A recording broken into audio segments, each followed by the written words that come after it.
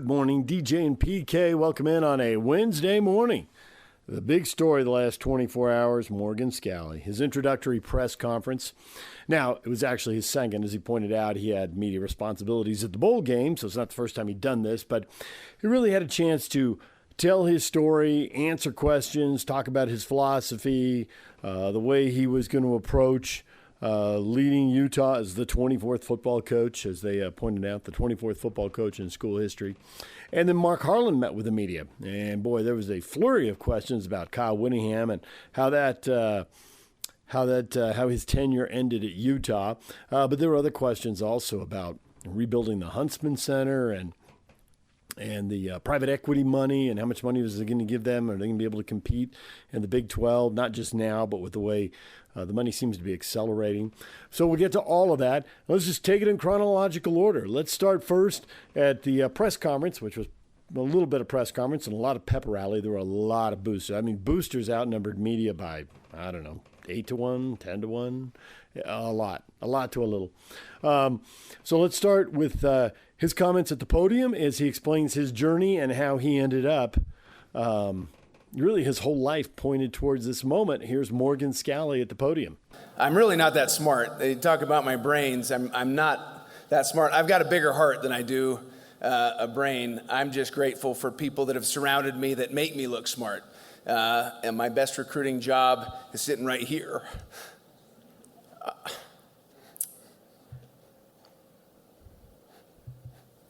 I'm a baby. You're going to see that today. I'm a baby. But man, our team's going to rip your face off. Okay?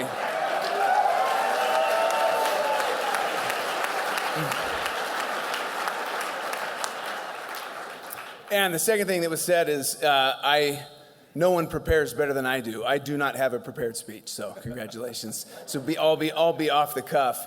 I am grateful to my Savior, Jesus Christ, not ashamed to say that, who sacrificed for me, has led me in this direction. Didn't know that I really wanted to get into coaching, and so I've led my life based on a belief that He will lead me, He will guide me, and based on the Spirit, it has brought me to this place where I can give and serve and love. So grateful for this opportunity. My name is Ford Morgan Scalley. Some of you don't know my first name's Ford. Ford is my father's name, my grandfather's name.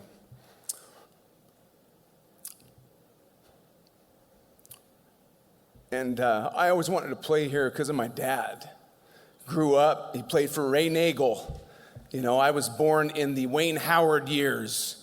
And Chuck Stobart after that, who I didn't really know I was too young, but once Fossil hit the ground, that's when I was coming to games, and I was running the tunnels, and I had my Little League jersey on so I could get in for free, okay? And I'm one of you. All of you that are sitting in here that went through the same thing, I'm a fan. I'm a Ute. Have been, forever will be. And when that time comes and I'm done, okay, someone else will step up. I understand that, okay? It's not about me. It's not about one person. It never will be, okay? It is about these guys. It is about the players, okay? And players win championships. Teams win championships, not individuals. So while my name is going to be out there and this is history and I get it and I love it, it's all about the guys that I grew up watching, okay? And my dad is number one in getting me here. Bud, I love you.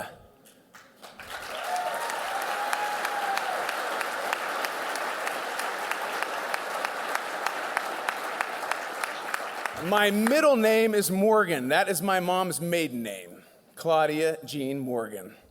And her father, Nick Morgan, was a huge Ute supporter. Okay, the bleacher quarterbacks that he started. I guess it was a forerunner for the Crimson Club. And my grandfather, Nick, passed away before I could even meet him. And so one of these days I will meet him. And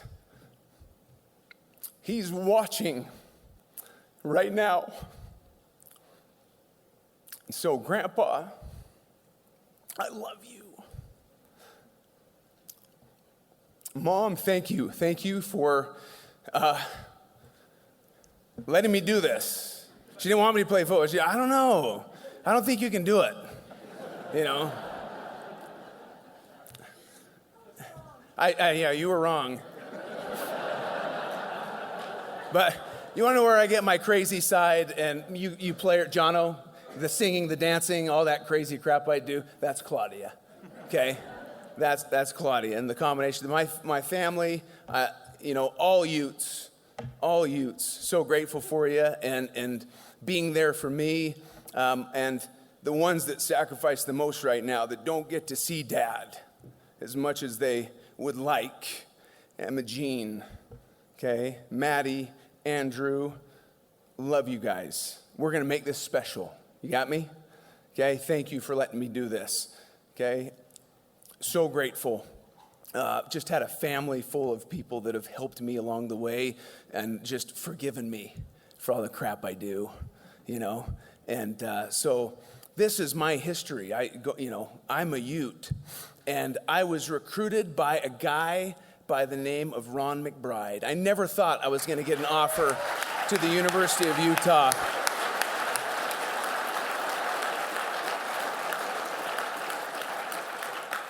Don Eck was the O-line coach at the time, and he came to Highland High School and, just kept talking to Coach McBride. I like this kid. What there was to like, I don't know. But I waited and waited and waited, and Utah was the only place I ever wanted to go. And I didn't care about any other scholarship offers. I didn't get many.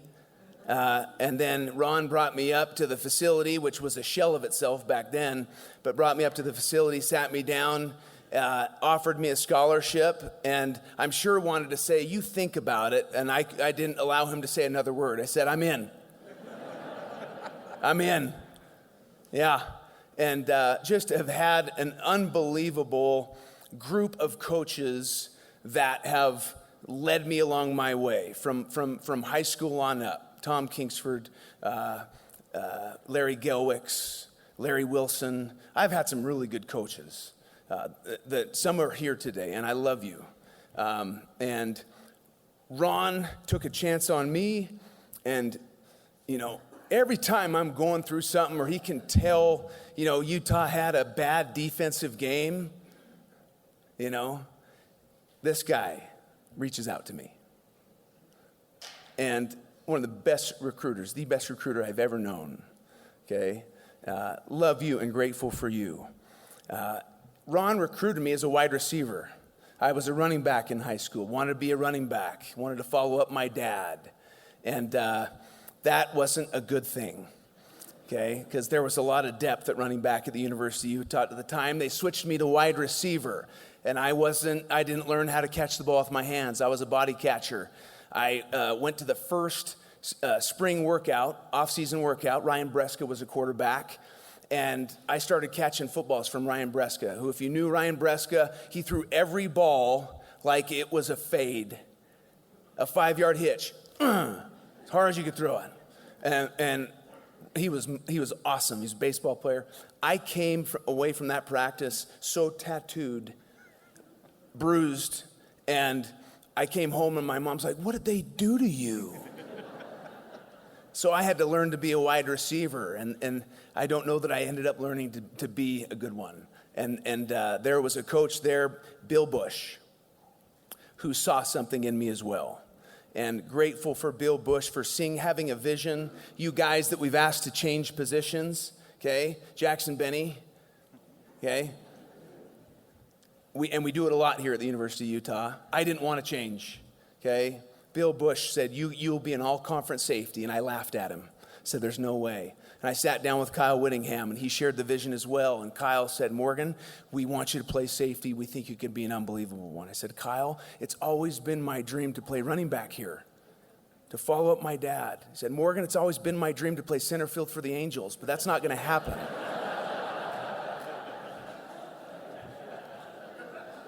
Fair enough. I wish I had made the change sooner, because I loved the safety position. Kyle Whittingham, Bill Bush allowed that to happen, made that happen, and Kyle Whittingham has given me chance after chance after chance for my entire career. I love Kyle Whittingham. And I know he's going to be successful wherever he goes. I know he's at Michigan. He's going to be amazing. I'm grateful for the chances he's taken on me, for mentoring me, tutoring me, breathing life into me when I didn't necessarily love football. And I was asked to change positions. So I've had great coaches that have helped me understand the beauty of this game. I don't believe at the end of my life, God is going to ask me, Morgan, why didn't you score more touchdowns?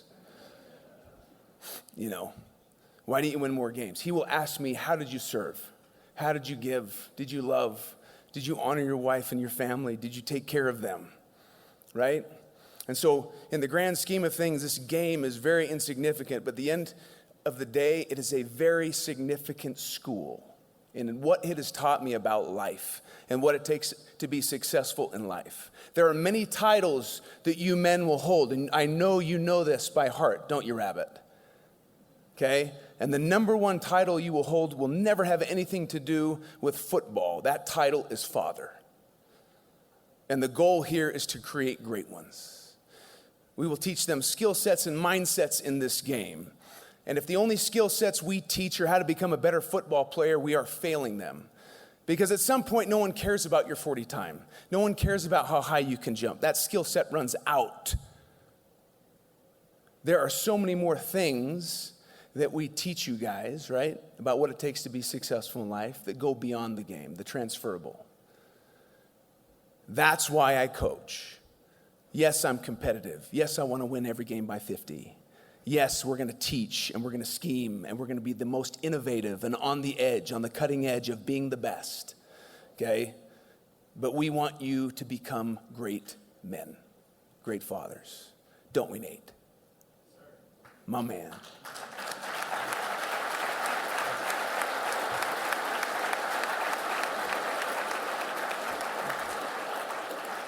I've been through a ton of transition here at the University of Utah. When we went from the Mountain West Conference, okay, and we were playing, and I remember playing in front of, I think, 15,000 fans. Would have been my sophomore year, UNLV. And all of a sudden, in comes Urban Meyer, another guy that I love and respect and infuses, passion and energy. And that stadium, when we played Cal in 2003, when the fire chief was like, "What are you doing? This is not right. It's illegal." Urban was like, "I don't care." And kind of, it was amazing. I still, to this day, in that game, you had Alex Smith versus Aaron Rodgers. Okay? And the running back for Cal fumbled in that game. I picked it up. And Aaron Rodgers tackled me. That's my claim to fame. I have been tackled by a future Hall of Famer. The fact that he's still playing now, I don't get it. I don't get how he does it. But watching him try and escape outside the other day, I was like, okay, yeah, you can't do it. Bless his heart. He can throw, though, can he? And all of a sudden, the passion and energy for football. And you saw that, we go to the Fiesta Bowl, and all of a sudden, Kyle takes over, and, he does his thing. He puts his own stamp on the program. The Sugar Bowl, that was my first year as a full-time coach in 2008. We went undefeated. I'm like, this is easy. Man, being a coach. And grateful for Derek Odom, our new safeties coach. Had Derek not left the program, I would not be here, because I took over for the safety spot. And my wife was like, "You've got your business degree. Okay, figure it out." And so anyway, great. Thank you, Derek, for leaving. That's why I'm bringing you back, my man. You're a stud. And then the transition into the Pac-12, and it just has gotten better and better and better. And the goal now is playing in January and getting the national championship. And I'm not ashamed to say that. We can do it here at the University of Utah.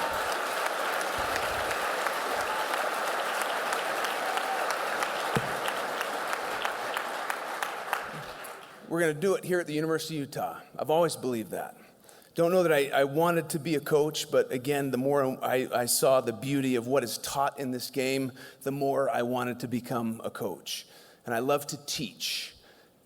These guys know this. Sometimes I talk too much, which is what you're getting right now. But I hope that everyone understands what it's going to take to get there. It's going to take all of us, okay, and then some. Grateful for young men that buy in, that want to be a part of a legacy, right? That want to do this and do it the right way. We are going to be smash mouth. We're going to score, and we're going to play great defense. And I can't wait to get this thing going. I've already done a press conference, by the way. I don't know. This is like number 2. I feel like Costanza, we went 1-0. It's like, should I just go out like on top? George Costanza, that whole thing.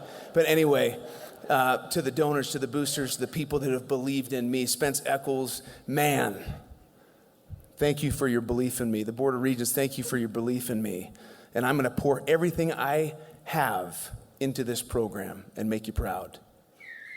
Okay? To President Randall, to Mark Harlan, to Jeff Rudy, you guys that have been side by side, helping me along this transition, let's go do this. Let's go do it. Thank you so much. Go Utes. All right, there's Morgan at the podium. We'll take a break. When we come back, Morgan Scalley taking questions and getting into his philosophy and how he's going to lead things. And that's next. Stay with us. Good morning, DJ and PK. It's 97.5 KSL Sports Zone. Well, we just started with Morgan Scalley and his press conference, his introductory press conference at Rice-Eccles Stadium. After that, he sat down, he took questions, his philosophy, how he's going to build this team, how he chooses an offensive coordinator, what he wants the offense to look like. We've seen him on the defensive side of the football, obviously, but what does he think on the offensive side? So he gets into that and acknowledges, that there is some fear of change and how to deal with that. I thought his answers there, those were some of his strongest answers. I thought he had a good press conference, but I thought that was really on point. So here's Morgan taking questions. Morgan's been head coach in waiting now for a little while. When you gave him that label, Mark, what did you see in him? What was it that, you've hired coaches throughout your career, but what did you see in Morgan that said, yeah, this is the right guy to run our program? I think you just saw it. I think you just saw it right there. I think what I noticed quickly when I went to practice in the fall, because I got here in June, and I saw his passion working with the players. I studied up on him, certainly had a lot of conversations with Kyle about his staff, and that I just observed. It's so funny about Morgan, and we'll see if this changes now that you got the head coaching deal going on, but watch him on the sideline. Like, he's so cool, calm, collected. Sharif, is running around. There's Sharif over there. What's up, buddy? He's running around doing his thing. But he's so cool, calm, and collected, but you can see the fire burning. But I think most important is just the way he treats and cares so passionately and authentically about the student athletes. It's really something I have not seen in my 28 years now in the business. He truly, a lot of coaches talk about loving their players. This man loves his players, and I think that's what we need in this game today more than ever. Man, thank you. If you hear a recording from the headset, I'm not calm, cool, and collected. Anyway. All right, Morgan, a quick one for you as well. You've coached for a long time. You've certainly had opportunities at different junctures in your career to expand, go elsewhere with the opportunity to maybe come back. But what was it that kept you here with other opportunities that presented themselves throughout your career? I never wanted to leave here. I didn't. My family is here, and I don't want to ever uproot that. As long as I felt valued, as long as I felt like I was giving something, and that's why people leave organizations, programs. Number one reason ain't money.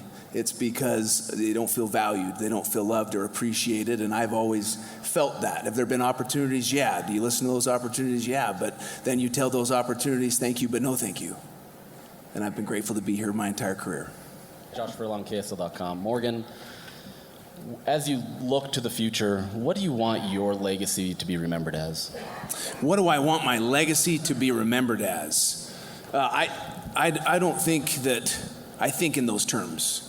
I just, one day at a time, and give everything I have. And at the end of the day, it's good enough or it's not good enough. And then the results will speak for themselves. Abraham Lincoln said, I do the best I can, the best I know how, and I mean to keep doing so until the end. If the end brings me out all right, what is said against me will amount to nothing. And so that's pour everything into it. Morgan, Steve Bartle, KSL Sports. We know your defensive culture, RSNB. That's what you've preached. But now you get to coach the offensive side of the ball. What do you see when you think of your offense? What do you want that to look like? Well, I want, number one is physicality. You win championships with offensive and defensive line, period, end of story. Particularly in a game that's changing and where you're not practicing as physical because the numbers are shrinking. You'll always have to be physical. So establishing the offensive and defensive line. I also believe that you have to be innovative. You have to be creative. When Kyle came to me last year and said, I want you to look at the coordinators that we're interviewing. We looked at about 6-7 different coordinators, and I came to Jason Beck's offense and saw the formations in the boundary, the shifts, the motions, the stuff that causes defensive coaches, ulcers. And how are we gonna match that? How are we gonna do this? Okay, and so the same process with Kevin, and you take a look at that film and you're like, my gosh, okay, yeah, it makes you smile. At least makes me smile, right? And then everyone else will understand the why. But so excited. You have to be physical, and then you have to be innovative. You have to always be on the cutting edge, always be a student, never think you have the answers. So anyway, hopefully that answers that. Hey Morgan, Joe Colson, Deseret News. You touched on it there, but why was Kevin McGivern the choice for offensive coordinator? The reasons I just talked about, the innovation, and if you watch and study the film, and at least if you know football, right, you'll see the issues that his offense can present. You look at the track record, and throughout the years, I've made it a priority to always follow those whose offenses, because as a football coach, we watch football, right? That's my profession. And I like to see, I go on the road, I study football and what can give me problems, what's innovative. And so you keep names throughout your journey. Well, being a head coach in waiting, there's a lot of people that will reach out to you because they think any year's the next year. And every year, his name comes up. Scalley, you got to look at this guy. Scalley, you got to look at this guy. I know, I've looked at him. I know about him, right? And so he creates issues at levels in football. And I can get into the X's and O's, but then you'd be sitting there like, okay, he's speaking Mandarin Chinese right now.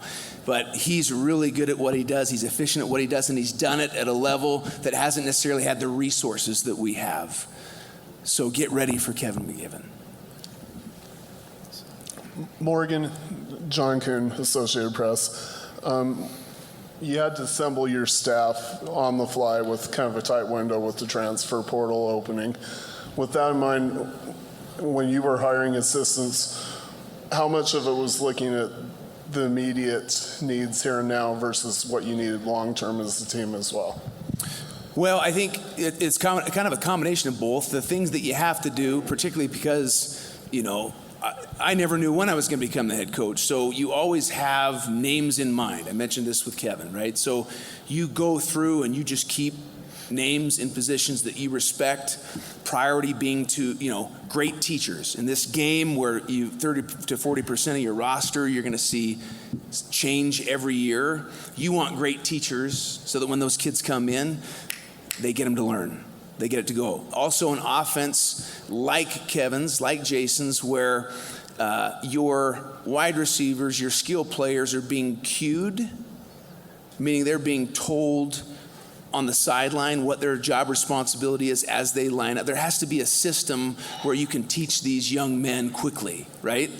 And get an offensive identity established early. That allows for that. It didn't hurt that we already had the skill players for that system that had been in that system, right? Devin Dampier, Bird Ficklin, Wayshawn Parker, Daniel Bray, J.J. Buchanan, all these guys, Larry Simmons, all these guys that are already there, that are already gone, really in that system. That's the beauty, is you pull that film up and you go, look, boys, doesn't that look similar? Right? So those were things that went into the hiring process. But great teachers, great men, because again, we're about creating and we're about developing great men. So this is what you're going to see from this staff. Excited for you to meet them, to interview them, because I'm sick of talking. Dan Sorensen with Ute Zone. Oh, Dan. So, look, it's a new era of college football with the transfer portal, with NIL. What is your approach going to be, and how is it going to change from the previous coaching staff?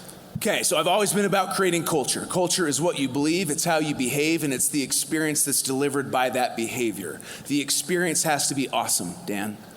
If the experience is not awesome, if they don't believe in the culture and they don't see the fruits and the benefit of the culture, they'll leave.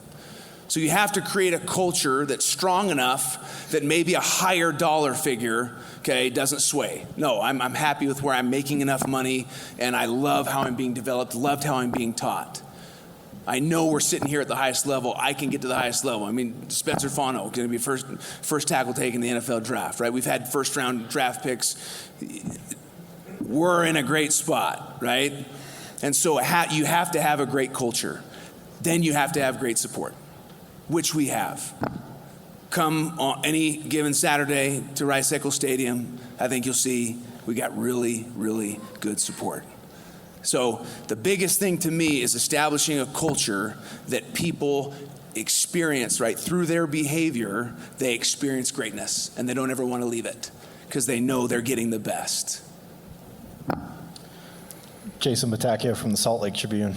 Morgan, you've talked a lot about just building your own identity, and obviously with the portal open, you can kind of build an identity quicker than maybe, in the past. Just this is kind of a two-part question for you. What are you, I guess, targeting in the portal to kind of extend upon the identity that, you had this year?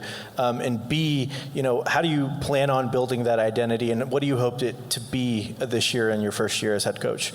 Well, the good thing is that my identity is very similar to Kyle Whittingham's. You win with physicality. Yes, I'm going to have my flavor and creativity that goes along those lines, but the identity is the identity. The good thing is the majority of these players, more on the defensive side, they know me. They know how competitive I am, how I'm going to pour everything into it. The offensive guys are learning, and man, am I so excited to build those relationships with the offensive players. And so, what was your second question? I'm not a good two-part question guy. About the transfer portal. About the transfer portal. Okay, so you're always recruiting your own guys. They need to know that they're loved. They need to know that they're appreciated, right?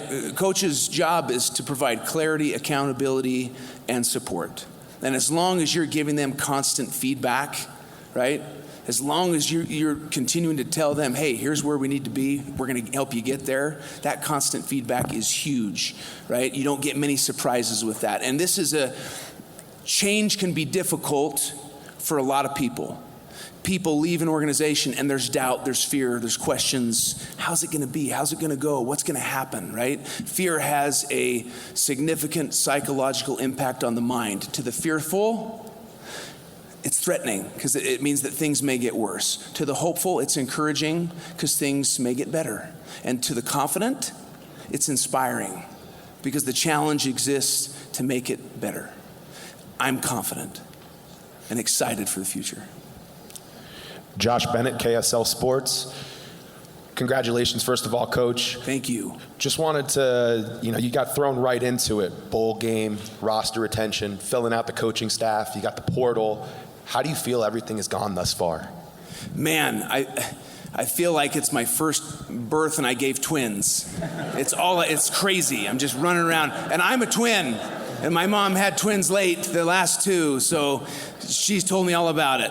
But no sleep, hair on fire. That's why you get no prepared speech. Our coaches aren't here. Our coaches, you need to know the assistant coaches, really, they don't get talked about. And we sacrifice so much. And they are people. And they're awesome. Special shout out to my best friend, Sharif Shah.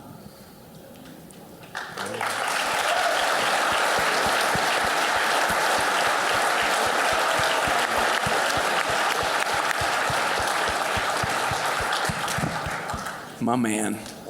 We sat after a second 5 and 7 season under Coach Witt. We had 2 5 and 7 seasons in a row. That second 5 and 7 season, we sat there.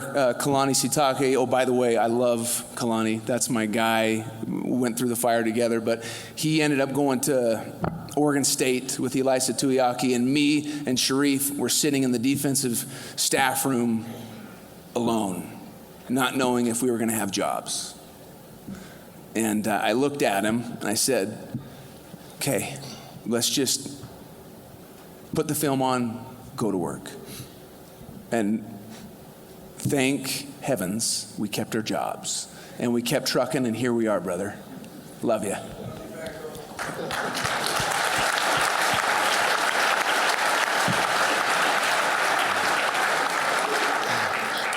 Dana Green with ABC4. Talk about the importance of continuity and continuing what Kyle built here. And are there some definable characteristics that you can take from Coach Whittingham that you have taken and will incorporate into your coaching style? 100%. Toughness. You can never get away from it. Toughness, it's going to be exposed sooner or later, right? Depending on the quality of opponent. You will be exposed, right? Or you'll be up for the challenge. Number 2, family, right? That establishment of family and culture and togetherness, and we're doing this together. That is going to obviously carry on. It's all about the players. You can find coaches everywhere. You got good coaches everywhere. It's about the players. Players are the reason we have jobs, not the other way around. So understanding your significance or insignificance in the role of this thing, right? Understanding it's all about the players, and players eat first, players ride first class, players, it's always going to be about the players. And those are the things that I'm going to carry over from the Kyle Whittingham era. We got time for 2 more. Andrea Ossie. Hi, Coach. Andrea Urban with Fox 13. Congratulations. You definitely are filled with love and passion, and you just alluded to the things you're looking for in this program. What do you want your identity of Utah football to be? Just point blank, we are physical. I like it. Does that answer that? Yeah, absolutely. We are physical. You know, and then I would say we are physical and we are on the cutting edge. Just keep shaking his head. Sean O'Connell, ESPN 700. Hey, Morgan. Hi. Hi, how are you? Good to see you. Congratulations. So good to see you. It's my teammate, by the way. Yes, equally important to the program as Morgan, for sure. Stop it. Stop it. So you just talked about something that every great coach talks about, how players are the most important thing. We already touched on the transfer portal and on the fearful nature, the uncertain nature. How have you communicated to your players to make them confident instead of fearful, to make them feel like this is the place for them, knowing they might have a new position coach, they don't know what the NIL situation looks like, all of that stuff? How have you worked towards retaining the guys you want to retain, given the landscape we're in right now? Yeah, I think, at least from the defensive perspective, they've kind of known me, obviously Colton Swan, an unbelievable coach and teacher. So the continuity is a little bit more there, less change there. But when you see change on the offense, I think the biggest thing is where were we last year? We were without an offensive coordinator.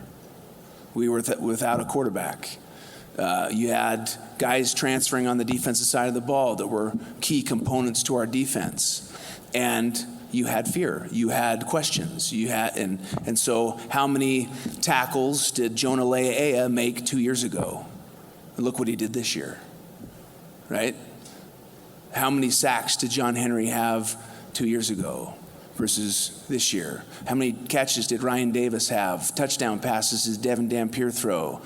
You have to trust the process that we're going to continue to reload and that we're continuing to get the right people in here. And to those who are fearful and want to leave, that's okay, because we will bring the ones that want to be here. And we will develop them and love them, and we're going to do everything we can. I've got an unbelievable coaching staff. The future is bright here. And at the end of the day, you're either in the boat or you're out. And yes, does it hurt to lose great young men? 100%. Particularly when you've poured into them. It tears at your heartstrings, right? But we have to focus on, okay, who wants to be here? And let's go develop them, right? To be that next year's group of guys you never heard of, or guys that didn't make plays for you the year before, but here we go. And like I said, I'm confident in our staff, confident in our players. We're going to get the job done. All right, there's Morgan with the questions. Mark Harlan, after it ended, Mark Harlan stepped into a room off the side and took questions from the media about how the Kyle Whittingham era ended, and private equity and money and rebuilding the Huntsman Center. That's all next. Stay with us. Good morning, DJ and PK. It's 97.5, the KSL Sports Zone. Well, we just heard Morgan Scalley's press conference, the questions with the media. Afterwards, Mark Harlan stepped into a room off to the side, and he took questions from the media. And it started with a lot of questions about Kyle Whittingham and how his departure happened. Let's say 3 seasons. So Kyle and I spoke about what he was thinking about the team, about the program, and of course, where he was at with his decision-making. That conversation went on for a few days, I would say. And then after talking it through back and forth, we just kind of both came to a mutual understanding that now was just a good time for him to step down. And so we quickly just made some adjustments in the agreement to satisfy that. And then, of course, he went and spoke to the team, I think right after the second or third bowl practice. And listen, I mean, he is a first ballot Hall of Famer. I joke with him that I know he didn't want me dropping confetti on his head after the Vegas Bowl because that's not his style, but there will be a time and a place to celebrate everything he brought to this university. Kyle obviously still had a desire to coach. Can you come over here? Yeah. Thanks, Kyle buddy. obviously still had a desire to coach and signed a 5-year deal at Michigan. Did he ask you guys for his contract extension? First of all, congratulations on your award. Did I see you just won the Oh, that was Jay. Oh, I'm sorry. not that level You're yet. too young. One day. No, we talked about everything as it related to the program. He was already on his final. He had a few more years on his contract. So it was more about where the program is and you know what he wanted to do, but he still, we didn't change his contract or certainly never asked for an extension. It was just more about what was his feeling about coming back for another year.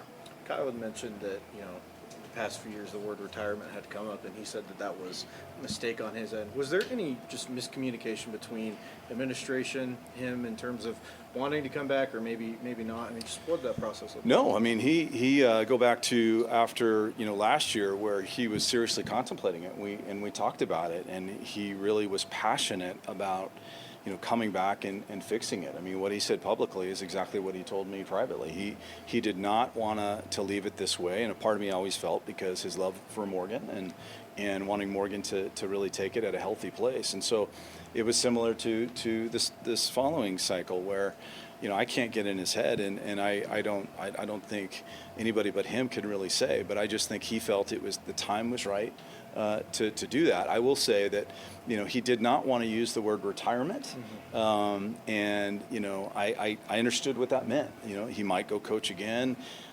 whether it was a head coach, whether it was maybe in the NFL, where his son, you know, has been, but you know, so we didn't do that. We because it's something that he kind of chatted with us about. So again, it was a healthy process, and you know, again, we're the legacy of Kyle doesn't change by any of this. He was extraordinary for this university, and he trained Morgan to be the very best he can be. Mark, when do you expect to finalize the PE deal, and how will that immediately kind of start impacting athletics?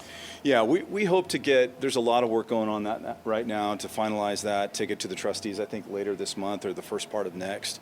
We're already doing a lot of organization within the department on all the different units that we showed in the slides. So we're talking to the individuals involved and all that. So we're doing a lot of prep work with the real belief that we'll get the deal done. As far as what it will change for us, I think the most specific thing I'm excited about is we've really advanced in our NIL efforts. Obviously everyone knows there's a revenue generation piece, which we're similar to almost all the universities in what we're doing for football. About 75% similar to what the damages are. And it's that additional piece. And we've got some real big name type folks now that we know can pass NIL Go pretty effectively, and we've seen them pass NIL Go effectively.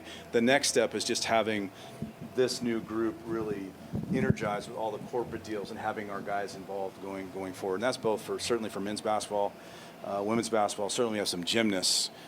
So we're just going to be a lot more tethered. Again, almost kind of a quasi-marketing agency within that as we continue to build it this spring. So will there be enough money then for all that's been talked about who has money and who doesn't across the Big 12? Will there be enough money to compete at the highest level, not only today, but trying to project where this is going as it accelerates? Well, we won 11 games.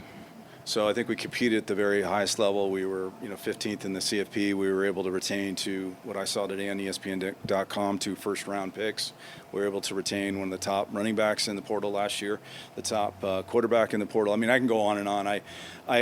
There is a narrative that perhaps that Utah doesn't have, which is confounding to me. It's a confusing world in college football, but I look at all that we've retained and all that we're recruiting not only last year, but what's already going on this year in our recruitment efforts.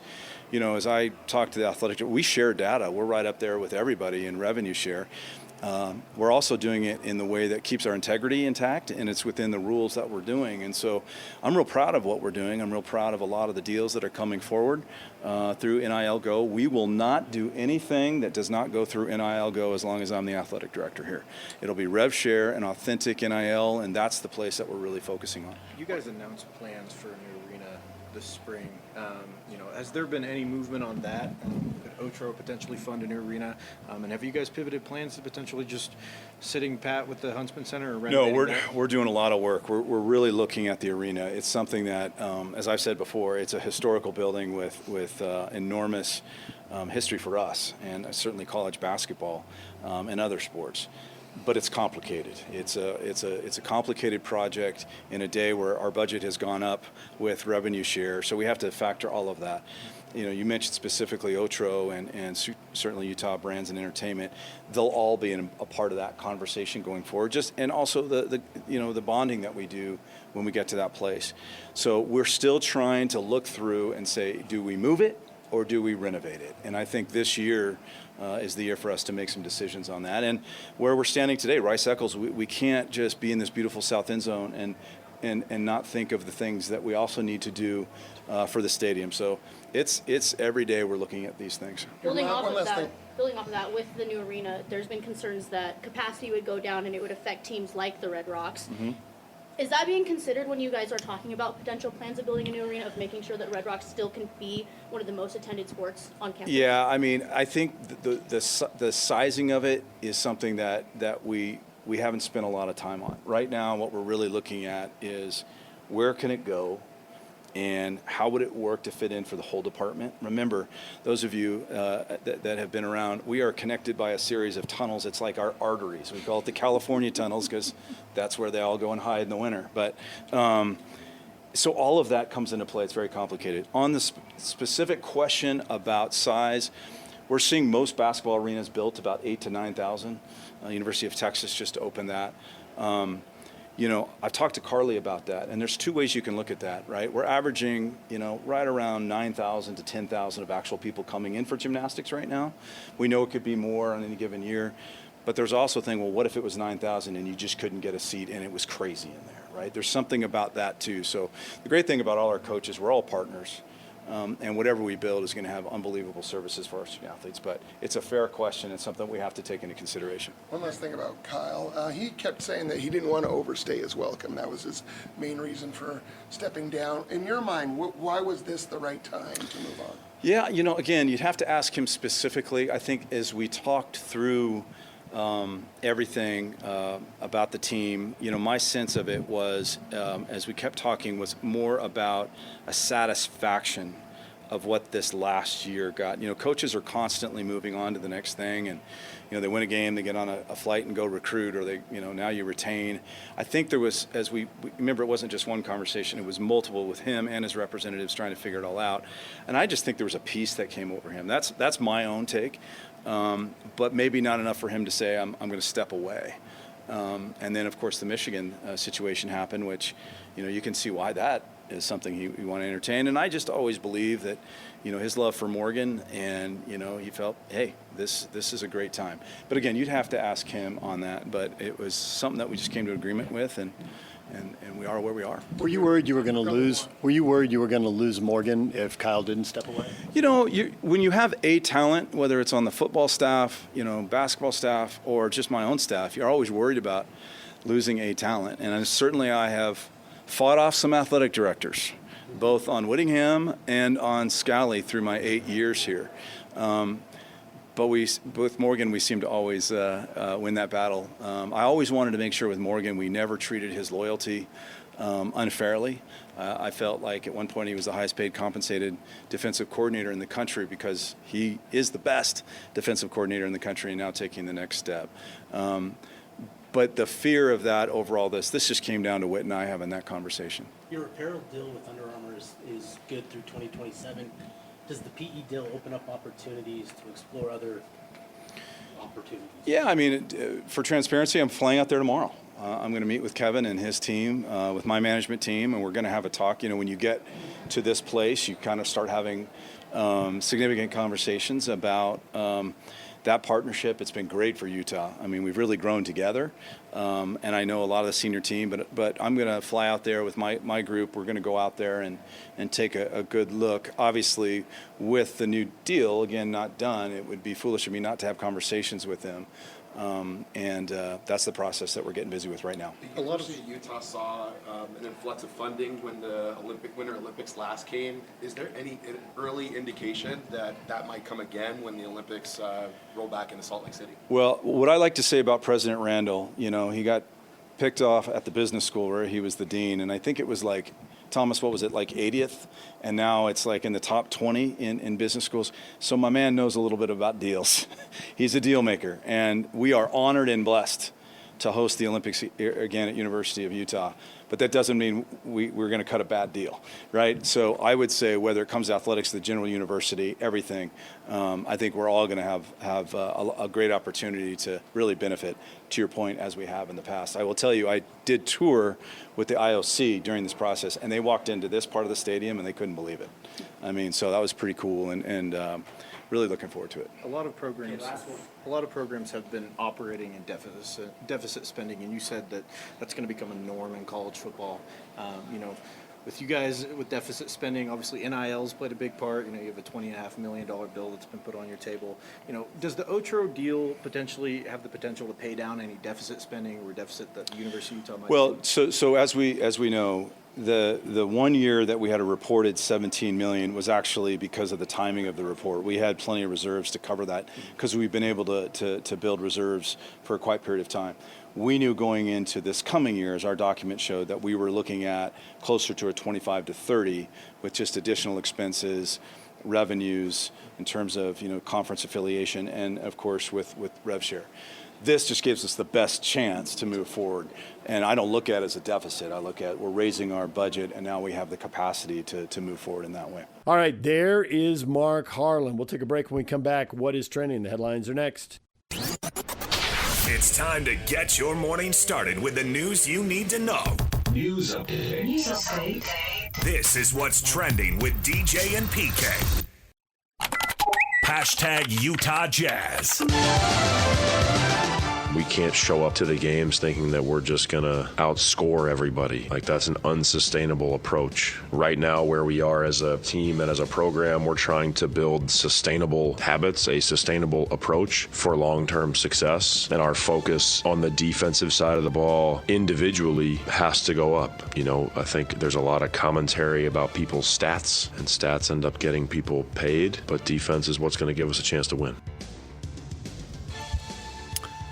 They are going to have to fix the defense. It's been terrible, and it doesn't feel like that's anything that's going to change overnight, PK.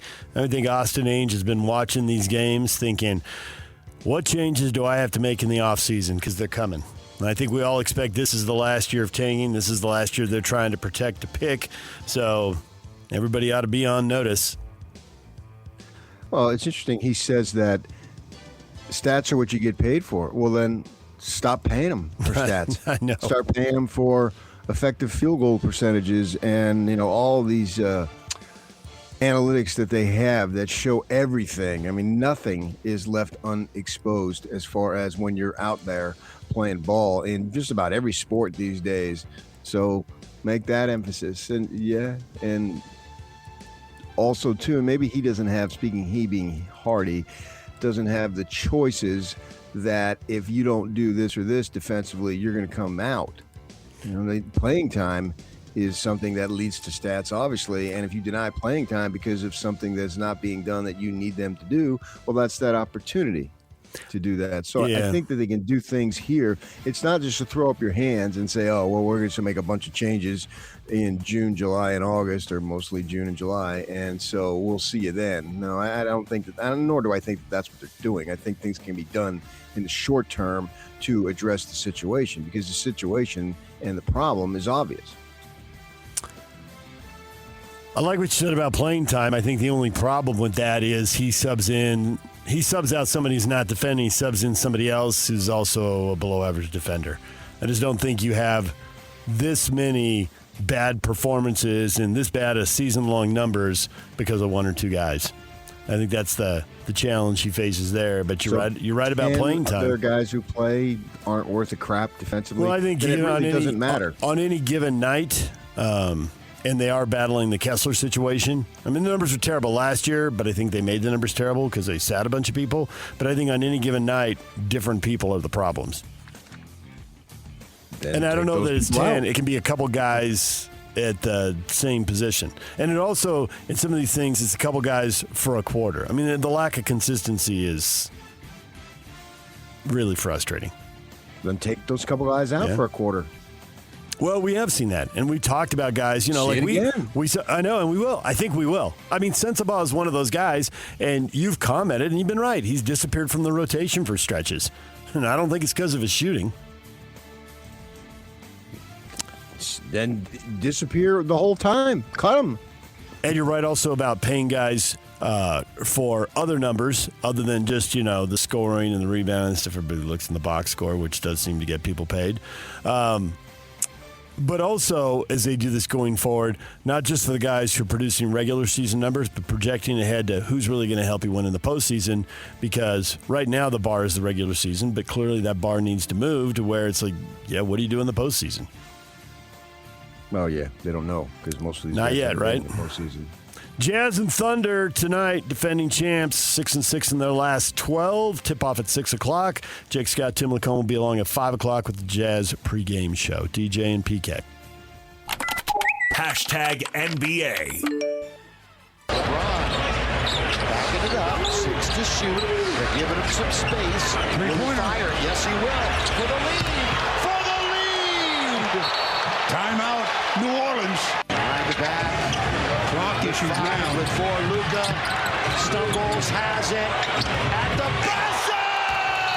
That is Luka Magic, the gun for 3. Woo! Luka.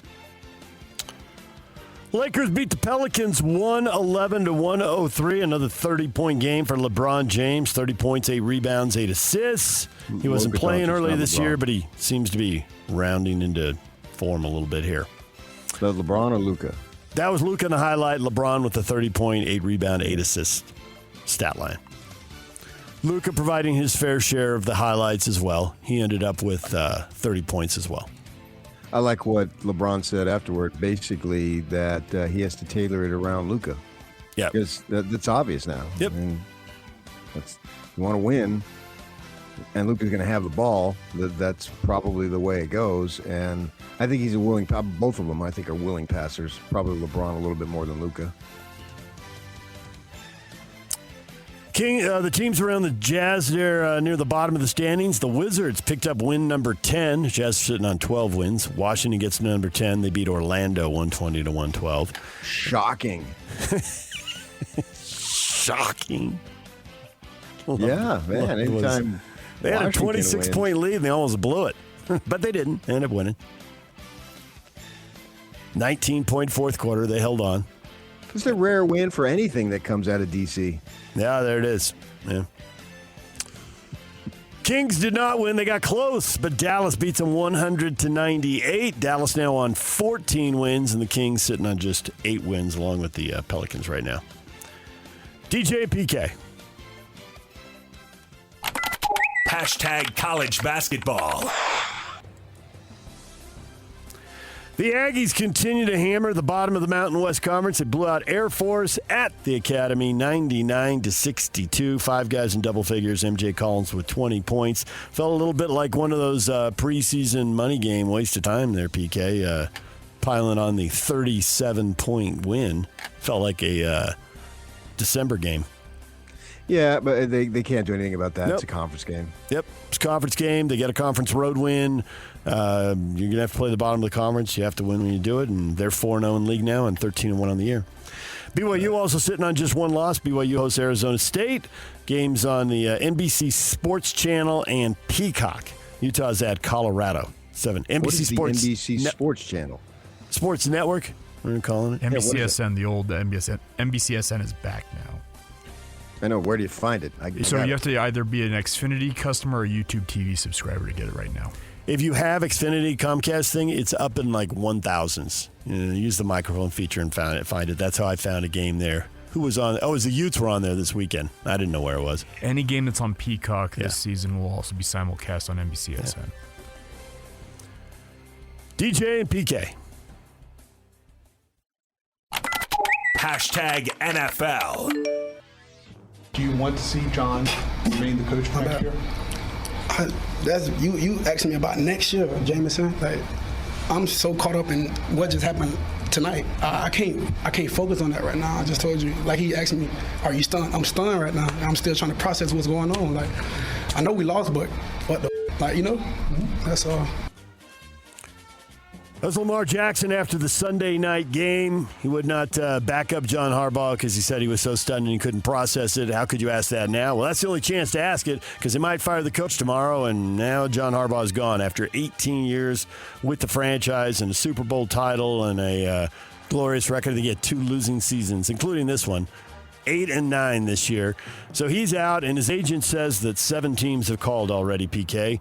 Well, there's 7 teams with opening. One is the Ravens. So assuming the other 6 teams all called, that would mean 1 team. I suppose there's a scenario where maybe 2 called and somebody who has an opening didn't call. So it could be that spring league. Neuheisel just got a job.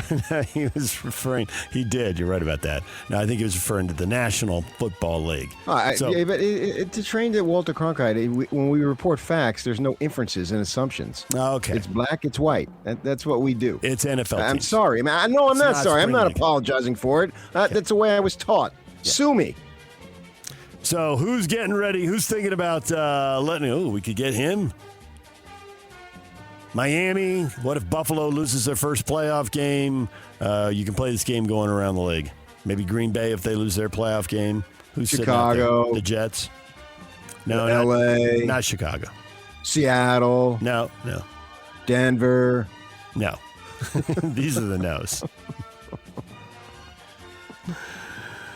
Coordinators getting jobs and losing jobs. Jacksonville. No. I leave anybody out? Charlotte. Detroit Lions offensive coordinator John Morton let go after the Lions fall from grace and they missed the playoffs this year after having a glorious record last year. Washington Commanders offensive coordinator Cliff Kingsbury, defensive coordinator Joe Witt Jr., both out. Cowboys defensive coordinator Matt Eberflus also let go. And the Falcons have restructured Kirk Cousins' final 2 years in his contract with the team. He now has a guarantee of $67.9 million for the 2027 season, setting up a decision the team will have to make regarding holding on to him or waiving him and moving on. What are they going to do? They had a better record than when he played. They had a losing record with Penix. They had a winning record with Cousins. But Cousins is 37, so maybe they'll move on and take the cap hit. Time will tell. Yeah, he's so old, he's soon to be your uncle. DJ and PK. #college football. Morgan Scalley introduced as the University of Utah 24th football coach. PK will spend the whole next segment on this, but a headline that grabbed your eye. One thing he said that grabbed your ear. Well, his real first name is Ford. Yeah, didn't know that? I did not. I did not know that either. And you guys yesterday were all in this speculation. You saw something about his connection to the Garf family. I have no idea. And then we find out his grandmother remarried Ken Garf. Oh, what does that mean? After the show, you were speculating this and that. And all this wild speculation. I got to get on social media more. I didn't know any of that stuff. But just listening to him talk, he accorded himself well. I told him I wasn't available to go, but I told him later, I said, that was a good, authentic speech. Yeah. That is Morgan Scalley. Yeah. And I liked what he had to say in the Q&A portion when he talked about some of the holes on the roster and about fear and change. And he's like, hey, a year ago, this was who was going to do this? And then somebody stepped up and did it. And who was going to do that? And somebody stepped up and he started running through the roster and multiple guys who emerged and solved what looked to be problems. Change is constant, and find the people who want to do it and go get it done. It's pretty matter of fact. Sure. I liked it. Yeah, I don't know that I could. That's a nice theory, but what would happen when it comes time to winning ball games?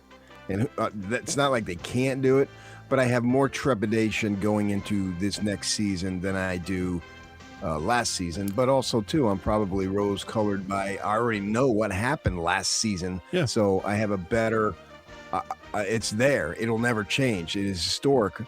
Everything that they did or didn't do are facts. So I can see it just basically right in front of me. Whereas next season, I look and it's totally blank. And they haven't even had spring ball yet. And we're not even done with the transfer close portal yet. to being done with that. So it's sort of a mystery. But a lot of teams, many teams, most teams, however you want to say it right now, are mysteries because of what can happen. We saw a thing with Washington late last night that they didn't anticipate. And all of a sudden, that's a big mystery and could have massive implications.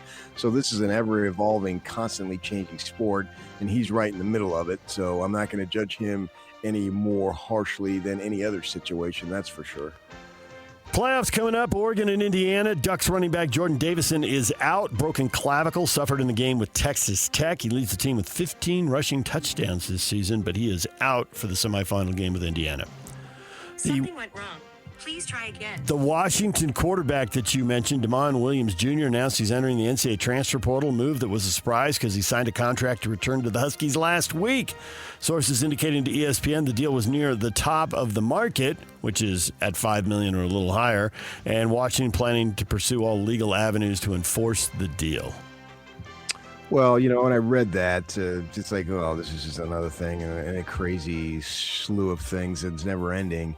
And so, they could pursue legal action, but I don't think that they could pursue legal action to make him play for Washington. Who in the heck would want a quarterback who's that doesn't want to be there? Right. But so it would be maybe some return of money. But if he signs something and the money is going to be for the future, he hasn't gotten the money yet. Unless they already gave him all the money in the span of 3 or 4 days, that seems unlikely. So anybody can pursue legal action on anything, and that sounds, oh man, they're going to really stick it to him. But has he received a dime? How much has he received? And if he's received it already, he probably hasn't spent it. So, okay, here you go. And then I'll go take the big money at LSU. So I don't really see the point of what Washington is trying to accomplish here. But I'm not a lawyer, and who knows? Right. And maybe they did pay him a little bit of it up front, signing bonus style. So get that back. Don't pay him the rest of it. And the only other thing I would add to all of that, because I think all that makes sense, the only thing I would add is, are they going to go for any punitive damages? You owe us this. We should have been getting our guy in the portal. We sat it out. We got all these other guys signing, and we missed out on him. You owe us. Then you can go if Kiffin takes Williams, then the musical chairs and the carousel. You go take Levitt. Levitt obviously doesn't care where he's at. He's trying to make as much money as he possibly can, right? And I'm sure not obviously doesn't care. That's way too strong. He wants the right situation. Well, Fish is an offensive guy. Yes, he wants a good situation, and that would be a good situation.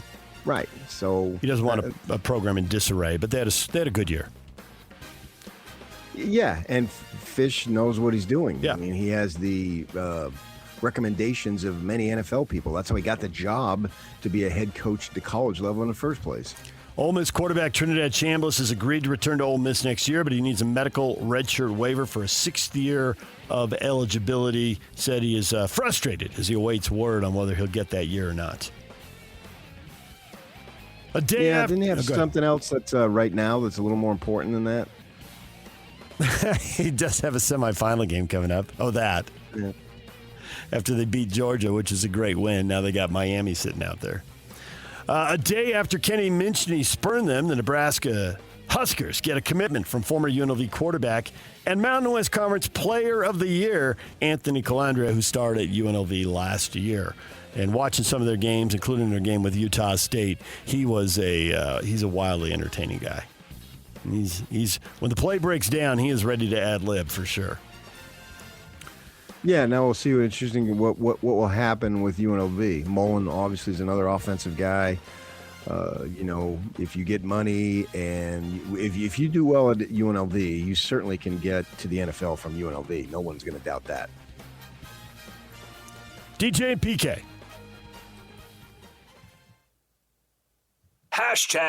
#NHL.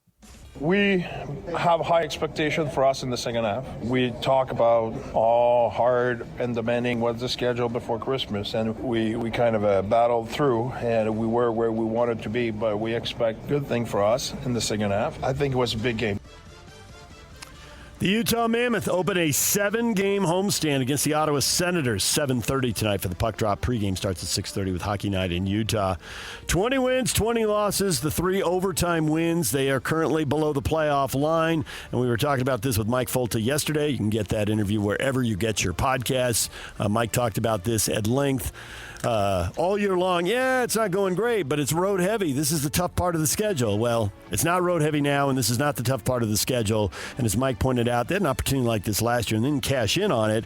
So these 7 games, big games. Certainly, there'll still be 30-plus games left after this. It won't be over, but you just can't give up these games and give up this time. It's on, PK. Yeah, obviously I agree with all that, but I wouldn't rely on, we're home. You need to forget about where you are and attack the game individually, whatever these strategies are from game to game, not thinking, and I don't think they're going to do it, but not thinking, we got 7 games at home, man. We got to go 6-1. You start playing those games with yourself. What happens if you lose the first 2, And you're going to be all of a sudden you're going to add all sorts of enormous pressure on yourself, on your team. Go play. At this point, I'm wondering if they're capable. We've had enough games to think, if you want to think this way, is this who we are? 1 step forward, 2 steps back, 2 steps forward, 1 step back, that type of thing. Are they simply a 500 team? Now, they can prove everybody wrong. I don't know what to think, but I think that's a valid thought process at this time. As we get to January 15th and then January 30th, we'll have even more evidence, obviously. But right now, I want to see, what are they? I know they're decent, and any given is fine, but the mark of anything in any field, obviously in sports, is a level of consistency. In terms of winning games, they haven't found that yet. I think I just said overtime wins. It's overtime losses, obviously. I don't know what I have in my brain there. Wins go in the win column. Right, I know. 20 wins, 20 losses, 3 overtime losses. They are +6 in goal differential all year. You add up all the goals, so it suggests just what you said, PK. 1 step forward, 1 step back, 1 step sideways. The team that's playing tonight, Ottawa, is in last place in their division and yet has more points and a better record. They are in a tough division, so it ought to be a good test tonight to kick off this 7-game homestand. All right, DJ and PK, Slacker Radio headlines brought to you by Trajan Wealth. Call Trajan Wealth today. Those are the Slacker Radio headlines. Well, we'll give Trajan a bonus shout-out. Your local trusted financial fiduciary. Call them at 801-210-6800 or visit the website at TrajanWealth.com. All right, coming up next, more on Morgan Scalley, more on the Utes, the press conference. We will get to that. The question of the day is on the way. Stay with us.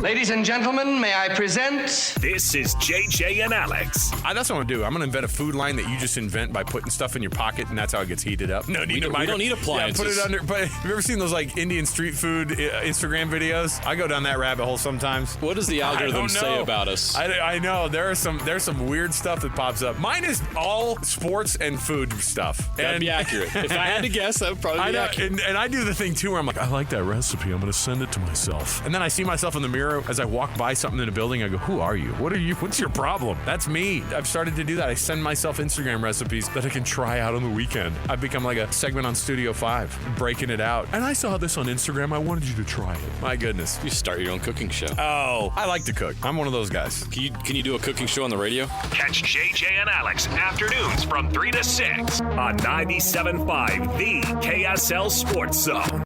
I think the biggest thing is where were we last year? We were without an offensive coordinator. We were without a quarterback. You had guys transferring on the defensive side of the ball that were key components to our defense. And you had fear. You had questions. And so you have to trust the process that we're going to continue to reload and that we're continuing to get the right people in here.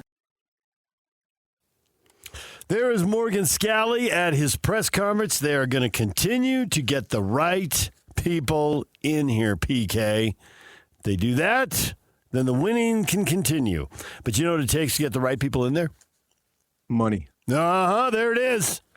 Question up on our Facebook page, how long can NIL last as presently constituted? And I think understood is, can your favorite school continue to compete as long as NIL is presently constituted this way?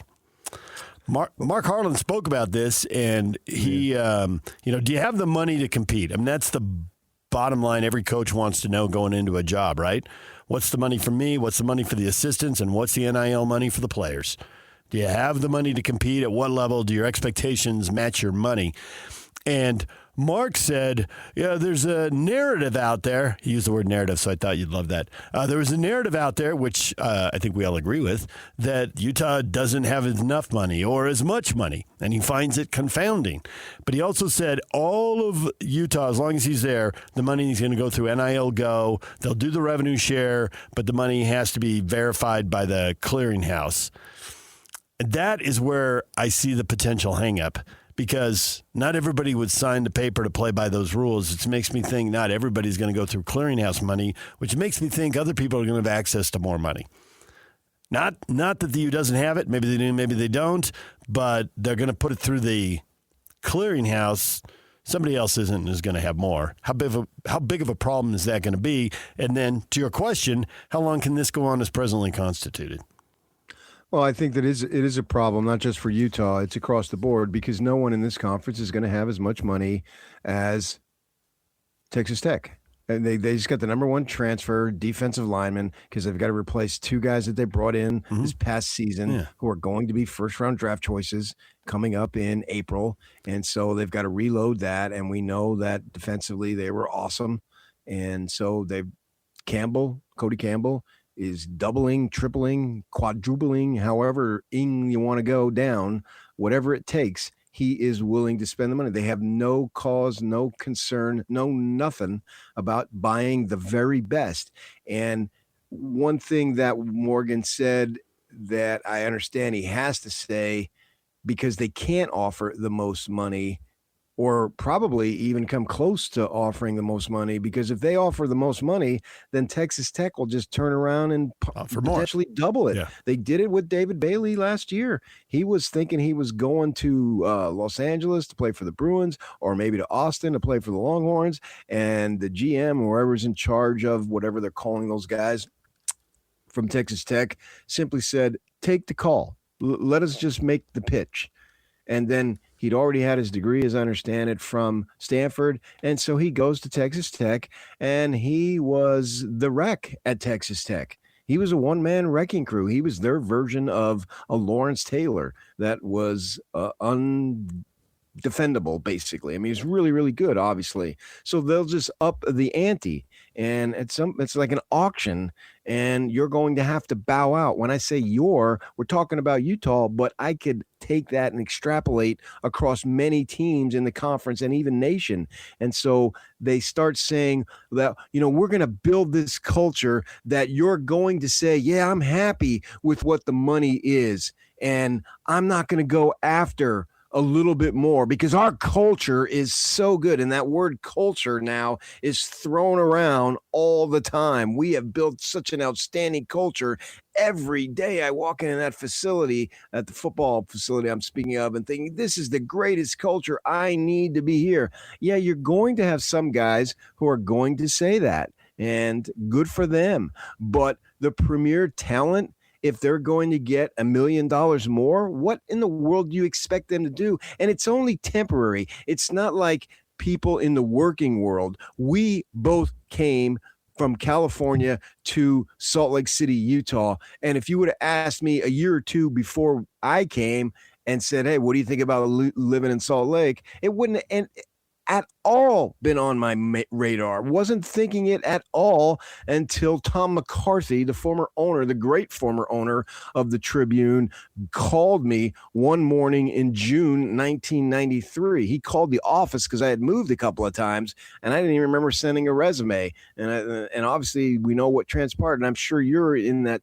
similar situation. I believe you were unemployed at the time. I had a job, so I was dealing from a position of strength. So the point I'm making is we have to uproot our entire families, our future families, because we're still young. We're going to have some more kids. And that was going to be home. These kids, particularly if you're an upperclassman like Bailey was, well, he's only going to Texas Tech for a few months, essentially. If he wants to live there, he can, but he's going to go to his new home in the NFL. So why wouldn't they take $1 million more? It's not like you have to be at X place for the next 15, 20 years, and then it's going to be hard to find another job. No, that's not what their situations is and are. So expect them to not take that extra million or whatever it is really ridiculous. Some may do great because your culture is that good, but I just don't know that culture can overcome the amount of difference in the money, because that other culture, then they're going to preach their culture and everybody's going to culture you to death. So if the cultures are even, why not take the cash? I think what the point Morgan addresses is you got to have a good situation so that people don't leave. I mean, geez, if you have a bad situation, someone could take off for the same money, right? Yeah, I'm making, I don't know, $500,000 here, but this place is a mess. It's a zoo. Coaches are coming and going. It's weird. We got clicks. We're not winning. Man, if somebody over there who's got a good team offers me $500,000, I might go for the same money. Right? But it's a better Texas situation. Tech is always going to offer you more money. If Texas Tech focuses on you, and you're right about they're going out, and you can actually go online. You can look at who Texas Tech is going after. They're going after a couple of redshirt senior defensive linemen, edge rusher just like types. They did last year. Yeah, redshirt juniors. So these guys have 1 or 2 years left, and all Morgan can do, and all any coach can do when they don't have the most money, is build a culture so if somebody's getting offered $800, gets offered $850, it's not worth moving. I'm in a good situation. I'm supported. We're winning. But it's like you said, if somebody decides to double your money, cultures the bonds of culture are going to break at that point.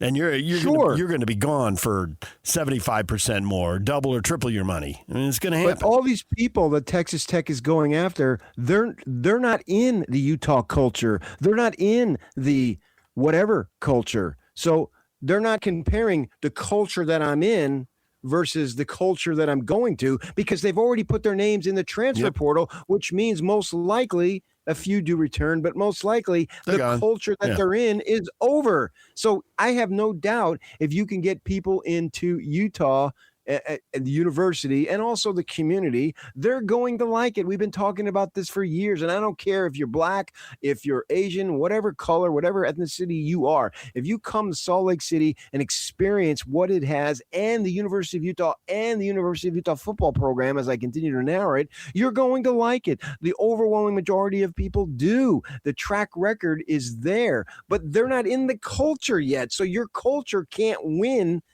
guys over to make your team immediately better. You can hopefully retain guys, sure, but everybody's trying to make their team better every transfer portal season, and those guys aren't in your culture. So I don't know that your culture can draw them in. Maybe hopefully it can keep them there, but if the likes of Texas Tech and whomever want them, they're probably going to go there. It's what Kyle Whittingham has said for the last 2 years. Dearly departed told us there's going to be a time when the top 25 just draw the line, and it compares basically literally to the amount of money available.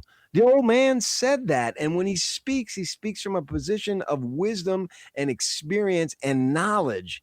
And it's going to be, I hate to paint this bleak picture because I don't think 11-2 was a bleak season by any stretch. But it's going to be hard for everybody in the Big 12 to compete with Texas Tech when Cody Campbell, not more than 15 minutes after their loss, who beat them? Was it Miami? Whoever beat them in the first round there. I don't even remember who it was. Oregon, right? Shut them out, right? He's saying we're going to double down. We're just getting started. And we see it. We've already seen it here. And the transfer portal hasn't even been open for a week. It's not even close to it. We still got, it's only been open for 5 days. And already he's reeled them in. And obviously the highest profile one is Sorsby. And we'll see how good he is. I happen to think he's pretty good. And so, boom, they got him, right? Well, the other guys, Levitt went there. Well, did Levitt not want to go? Or did the Texas Tech just simply offer them more money? That's the situation. And who was it? The reason I put that question up is because I saw somebody at Colorado say, well, wait a second here. I'm giving this money and these guys have no loyalty. I'm a Colorado Buffalo, man. I love this program. These guys, did they really, really love that program? David Bailey may love the program now, but at this time last year, did he love Texas Tech or did he love the money? And loving the money, I have no criticism of that. I probably would have my kid. I'd say, take the money, son, because once you got it, you got it. And away you go there. You'll always have that money. But Sorsby, he probably could have gone to other places, but take the money, son. Yeah. And it's going to be good. You're going to win there. It just seems like this NIL here deal, how long can it last? The good thing is I think there'll be some type of stock market crash at some point. Yeah, we've got people predicting that and projecting it, I guess. Sure. Travis says, without changes in the last 2-3 years, change will happen when attendance and viewership decrease, and that's not too far distant. I don't know that the TV will decrease. I think the attendance first. The TV doesn't take nearly as much a commitment. You're sitting there, you can channel surf to another game. It may not be your team, but it might be entertaining if they're going up and down the field. I mean, all these people watching playoff games, us included, we're not emotionally tied to these schools, but we're watching them. No, I watched the 1AA thing on Monday, and it was awesome. Yeah. And when's the last time you watched Illinois State, right? But you got sucked into the game. I've seen Montana State. I've seen them play in the playoffs already twice. They played Montana a couple of weeks ago, obviously.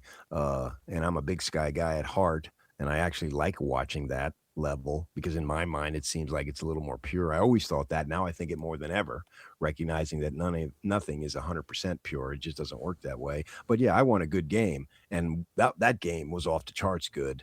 And just I can go watch a high school game if it's guys, young ladies just balling out and all sorts of competition. That's good enough for me. So I get your point 100%. I think I might be the classic example of the point you're making. Larry says you'll see colleges that start dropping sports because the way things are set up right now, this is not sustainable for colleges that don't have billionaires in their back pockets. It'll start with them, and slowly you'll see schools have no choice but to drop sports because they're not going to be able to keep up. Well, I mean, that's one of Cody Campbell's charges is to not have that happen. Mm-hmm. He's spoken about that to you, to us on our show. Yep. And you got to say he has backed it up a little bit because they did write checks for softball on $1 million pitcher, right? So, and that's the high-profile example. I'm going to assume that there were other athletes, other sports they've also written checks for. But while he individually at one school is that now 100 other schools. Well, but he's trying to take legislation at a higher level, get some uniformity so these sports aren't dropped. I'm going to take him at his word. There's no question that he is the Texas Tech bankroll, right? He is Wells Fargo. They ought to call him Wells Fargo, man. And that's just who he is. He's the ultimate credit union. And but I do think those types of things he doesn't know. Who wants to see sports drops? Nobody does, right? I mean, come on. You once told an advertiser that you didn't like the inversion, and I looked at you and I said, who likes the inversion? Some people tolerate it better than others. Haven't had to deal with it this year much. Awesome. Right. But no one likes that. Who wants to see sports be dropped at any level? No one.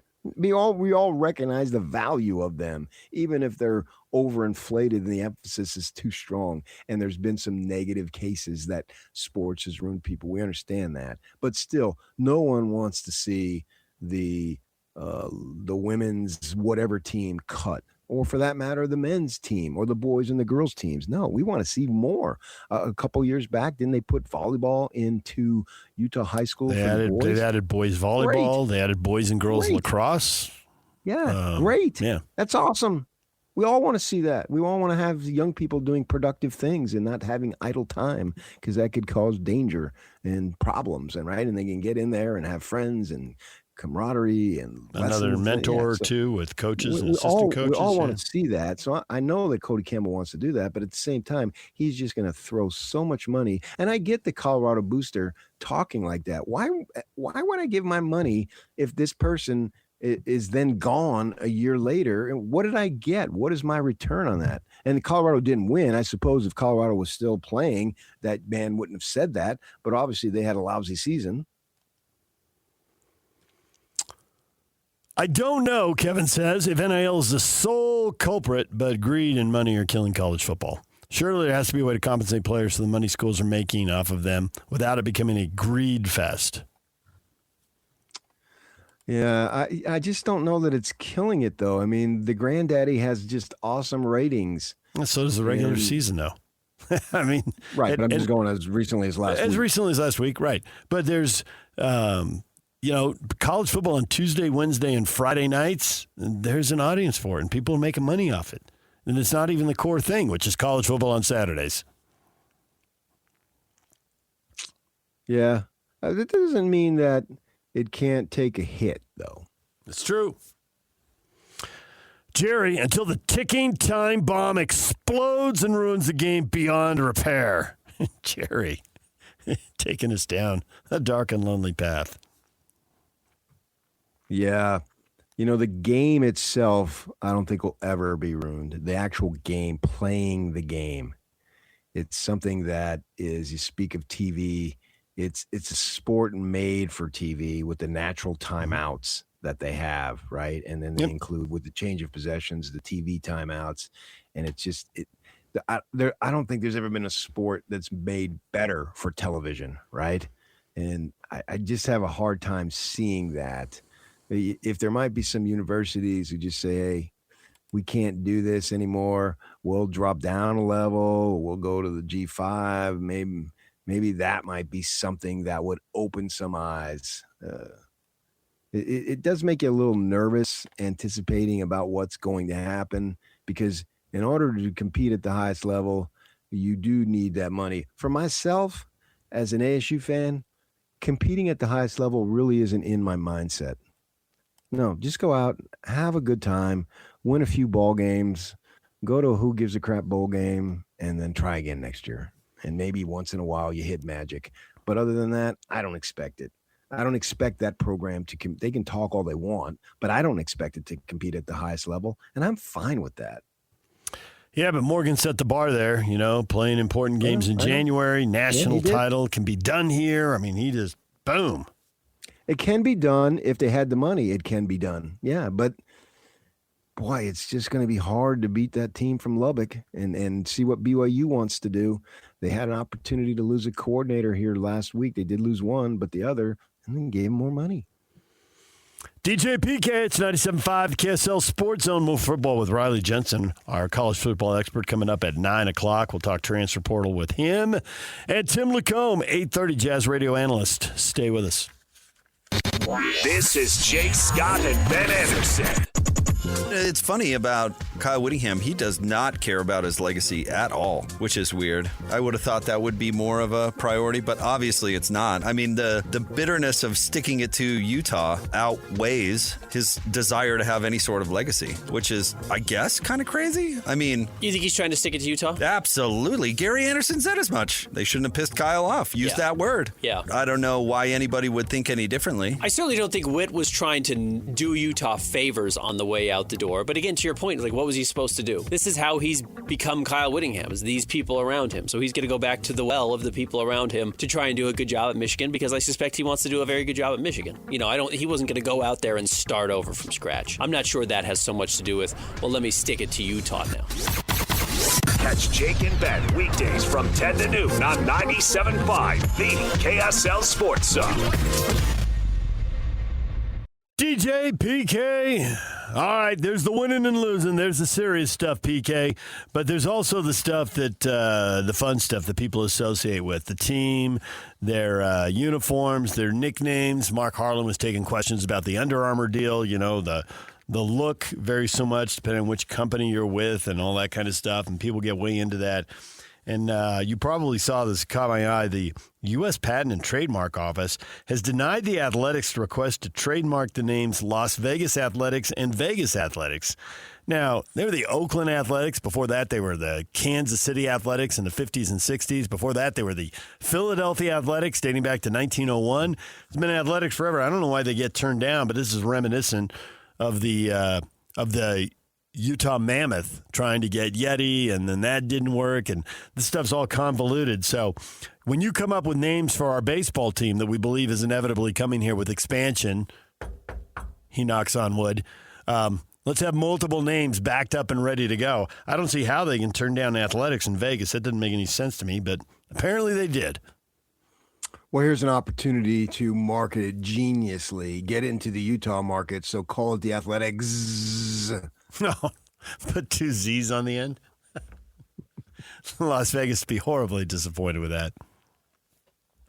Who's from Las Vegas? Half of Utah would be disappointed with that. Come on.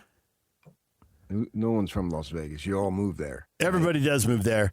And we've already seen the Raiders complain about so many visiting fans. Mark Davis has complained, which was literally part of the pitch of like, oh, build the dome. It'll be great. We'll have tourists coming here. And now he doesn't. He's complaining about it. You go to Vegas a lot, and you know people. You've worked with people in the newspaper industry there. Some have been there a long time. Some not quite as long. Is baseball gonna work there? How do you rank all the teams now that they're sitting on the NFL? The NBA may go there. We'll see. Now the commissioner's saying, well, you know, maybe we'll hear something this year. Hockey got there first, obviously. Yeah, that's an interesting concept. Is it going to work there? To what level is it going to work? How does it play out? What type of, you know, you got to have great ownership and all that stuff. And they're going to have, obviously, a state-of-the-art stadium. That'll be fun right there on the strip there. At the south, more on the south end. I think it's a kitty corner from New York, and all that. And so what are players going to be looking for there, and what are the fans going to be looking for? It's interesting to see how it will work. And you know, obviously, if you win more. Theoretically, you draw more. But you look at both Florida franchises; they just don't draw at all, man. Nope. There's a few years back, you know, my wife and I have been trying to knock off all the ballparks. And it's probably, I don't know, I want to say 5 years, but it's probably more than that now, that, hey, let's spend some time at Key West. We're Jimmy Buffett fans. He talked about Key West. Let's go there. And, well, then we're there. We do it around a Miami trip. And I call up the PR people. Yeah, how many do you need? How many do you want? Yeah. Yeah, we'll We got pick you up at the thousands. airport practically. Yeah, we got thousands. You want 2, you want 4, it doesn't matter to us. It's going to be a row of empty seats next to you anyway. Right, exactly. And it was in August, and so dog days and all that stuff. We had a great time, and they set us up perfectly. Absolutely did that. No problem. Other places it's a little harder, obviously. Tried to get some last year, was down in Phoenix, and getting them, they're playing the Dodgers. So that was, oh my gosh, that series was through the roof. And even in that, and then I did get one game. I went through another way, and I believe it was actually on Mother's Day. It wasn't first preference, but that's the way it played out. And that place is packed with Dodger fans. So you're going to get that. But you can complain about it, but Dodger fans' money that is spent in Arizona still counts just the same. So if you can do that, so be it. You can draw some people in, because that's the nature of Vegas as a town. And to think that that's not going to happen is ridiculous. And their money counts the same, and obviously. Having grown up in San Diego and you lived in L.A. long enough, I mean, if you go to a Dodger or Padre game, there's always 5,000 people rooting for the other team. It's a given. I've had 3 or 4 fights with Padre fans over the years. You man. really haven't. Toe to toe. We've exchanged blows. I hate them. I hate them with a passion. Now you're talking. Nobody hates Padre fans. I know. That's part of why San Diego hates LA. You don't even respect us enough to have a rivalry. No, we have a rivalry with San Francisco. We can't be bothered with you people. Well, but we'll take your teams even if we don't want them. Yeah, it's frustrating. But nevertheless, going to a ball game in San Diego, it's I can think of a million things worse. Yeah, but it's everything. It's Cardinal fans show up all the time. I distinctly remember going to Cardinals games and thinking, are there more Cardinal fans in this section than me? They turned up. So people for Cub fans are everywhere, obviously. Yeah, I mean, you got those long-standing franchises that have been there. I remember one time my father said to me, man, the Diamondbacks, and he hated every Arizona team. I swear he hated the Glendale Community Gauchos. Taking it down to the JC level, huh? Yeah, anything to do with Arizona, he hated them. It didn't matter. ASU, hate. The Cardinals, hate. All the pro teams, hate. And rooted against them passionately for some strange, bizarre reason. And he said to me something along the lines, the Diamondback fans, they just can't compare with Red Sox fans. Well, duh. And this was many, many years ago. What the Diamondbacks came in, I think, in '98. So So he's sitting there in like 2006 or 2007. Yeah. These people don't compare with Red Sox fans. No kidding. Right. I mean, Thanks, you literally Coach. have generations upon generations. Yeah. We've seen that, man, when the Red Sox finally won the World Series, or maybe it was the Cubs, similar deal. People went to the cemeteries to be by their parents because those two franchises, they were the pitiful whatever, because whatever was going to happen, it was going to be bad. It was going to be Bartman. It was going to give the ground ball through Buckner's legs. They were perpetually jinxed. And now, they've gotten rid of that, and the Cubs won 1. The Sox have won 3, right? If not 4. And so that's long since been gone. But before that happened, I mean, it's amazing. People broke out in tears, and literally when teams were winning. I remember seeing a picture when the Giants there in the prior decade, they won 3, right? It was like every other year. It was like 10, 12, and 14, something like that. And I remember watching the 2010 World Series, and they had some big screens. And San Francisco and the city's got some of those little like square block parks, and it was a community gathering, and there was an elderly lady, and clearly she was a widow, right? I assume, because she's there by herself and she's watching, and the last out is made, and the Giants win the World Series for the first time, right, since they moved to San Francisco, and tears are just streaming down both eyes. Like, oh my gosh, this is not just the San Francisco Giants winning the World Series. This has a much deeper a far deeper emotion that is drawing this out of this lady. She's not exuding. She's not jumping up and down. She's not smiling. She's got no expression on her face, and the tears are coming down. She's obviously thinking it's something else. Well, Vegas, we're going to have to wait out 50 years, 100 years before you get anything like that, right? You're not going to get anything like that anytime soon. The Yeti and the Mammoth drama took a while to play out. Now Vegas can't be the Athletics, so I don't know. Whatever we're planning for a baseball team, we better have a plan and a backup plan and a backup to the backup plan because this the Desert Rats. This sounds unnecessarily complicated. DJ and PK, it's 97.5, the KSL Sports Zone. DJ and PK has completely crossed me up. What are you doing, PK? Posting a question. Radio. Did you see those TV viewership numbers for BYU football this season? Yeah, they were awesome. Since when do you care about TV ratings? You have lectured us on those for 20 years. I didn't say, did you care? I said, did you see? And people care about them. It's because I don't do the show for myself. Even though I am an absolute narcissistic dope, I do not do the show for myself. Nice. We talk about what our folks, our listenerships, what they are interested in. That's why we go heavy local, right? Jazz, Utes, Cougars, Aggies, Mammoth, blah, blah, blah. Mm-hmm. And here, well, I saw these numbers and I thought, I've got some dear friends who are Cougar fans. I have no problem publicly admitting that. I know you don't really want to go out on a limb and admit that, but I will. And I know that's going to make them warm and fuzzy because those numbers, you want to talk about numbers that were astounding Thank you, on a Gordon. full-time basis? Thank you, Gordon. That's what these TV numbers show for BYU. My goodness. Just a shade. For years, they were uncool. Now they're as cool as can be. Just a shade under 9 million people for the bowl win. Just a shade under 9 million people for the Big 12 title game, and 37.5 million overall. Almost half of the viewers were in those two games, but really good numbers. Second best behind those bought and sold Oregon Ducks in the Western United States. Yes, I said in the West. Yeah. That's well, I mean, that's where the people would move over. USC and Washington.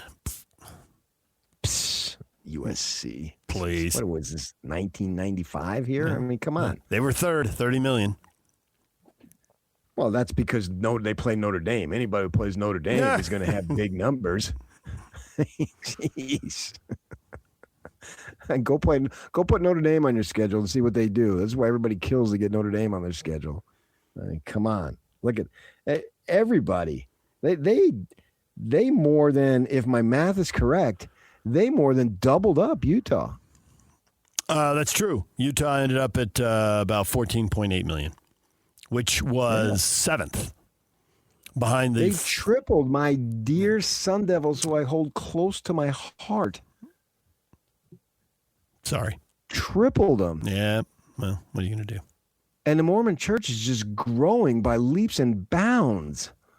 Leaps and bounds. Cougar fans are being created every single day. So that 38 million number is only going to go up. Yes, their fan base literally is fruitful and does multiply. Am I right? Yes. Can you imagine where it's going to be in the year 2525? If the Big 12 is still alive.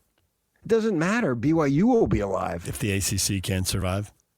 I mean, the Big 12 without BYU, it might as well be intramurals, buddy. brother, not buddy, brother. Are you sure? Oh, go play intramurals, brother. Okay. Yeah. It's Division I football. It's the Big 12. That will never, ever grow old. Will stand the test of time. I'm telling you, your Mark, I've tried to help you out. You're a fellow Jersey guy like I am. And I think that every time in the title game, as the teams get ready to run out, or as the kickoff is reaching fever pitch, and just as long as Cody Campbell signs off about it, because we don't know who Texas Tech is going to play next December, have them agree to it. And then right before the kickoff, you blast that over the speakers in the Cowboy Stadium. It's Division I football. It's the Big 12. The place goes nuts. They should use that. That's their calling card. It's Division I football. It's the Big 12. That ought to be their logo and slogan. How do they not use that over and over and over again? Now his voice is getting high and cracking. Even better, the sense of urgency. It's the Big 12. You know what? It's Division I football. It's the Big 12. No passion there. Then if you win at home, Yak. You know, like at Yankee Stadium when the Yankees. Division I football. It's the Big 12. When the Yankees win, they play Sinatra, right? On the way out as everyone's leaving the ballpark. And you know it's a W because Sinatra's singing. So when Texas Tech wins, then you could play at the end as the losing team leaves, go play intramurals, brother. Taunt them on the way to the locker room. No, wait. You're trying to get a second team in, and you're going to mock the losing team. That's not really good strategy. I don't think they care about getting the second team in. Everybody for themselves. The rest of the league cares. Not, but I think Yormark does. We're us. Yeah, Yormark does. Yormark will call and knock it off. I'll find you this for storming, and I'll find you this for the post-game clip. Nothing is going to happen without his approval at that game, and so that's when you got a ready-made slogan, and they're putting Sorsby's name and likeness up on the screens in Times Square. Have that, man. It's Division I football. It's the Big 12. When you put it at that level, there's nothing between them and the other two conferences in the ACC. They are right there. They're playing the exact same thing that you are. It's Division I football. It's the Big 12. And then you could have for like 2 days on Times Square and the marquees, big bold letters. What is it? And then in parentheses, answer coming soon. And then everybody will look at it. What's it going to be? And then 2 days later, you have, what is it in smaller letters? And then you blare, it's Division I football. It's the Big 12. Oh, my goodness gracious. And right there, leading the charge with viewership is the Brigham Young Cougars with 37.56 million Mormons who watch them play football. That's a lot of Mormons, David. There's this whole thing about conference expansion. You don't want two teams in one state because, you've already got that. You've already got the viewers in that area. But if these two schools are generating that much in the way of viewers, would somebody take them both? Who are we speaking of?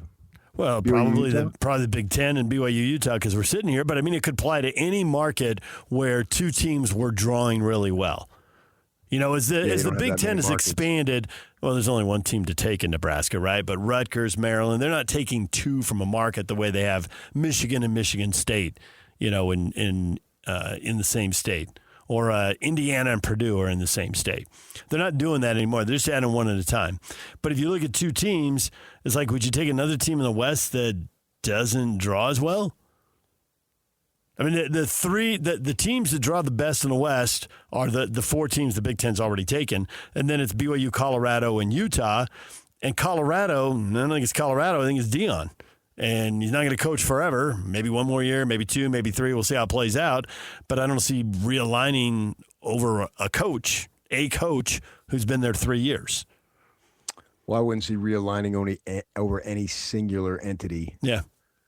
As far as that goes. And even with Dion, if he coaches the 10 years and they have 8 losing seasons, then that novelty is long since worn off. All his catchy phrases, his spiffy interviews that he does. You got to win. Yeah, it just becomes background noise. And then actually he will be pitied, not I don't want to say worshipped, but admired and watched. Exalted. He's got to win. You just have to win. These people aren't watching BYU to lose, right? Obviously, they're watching them to win.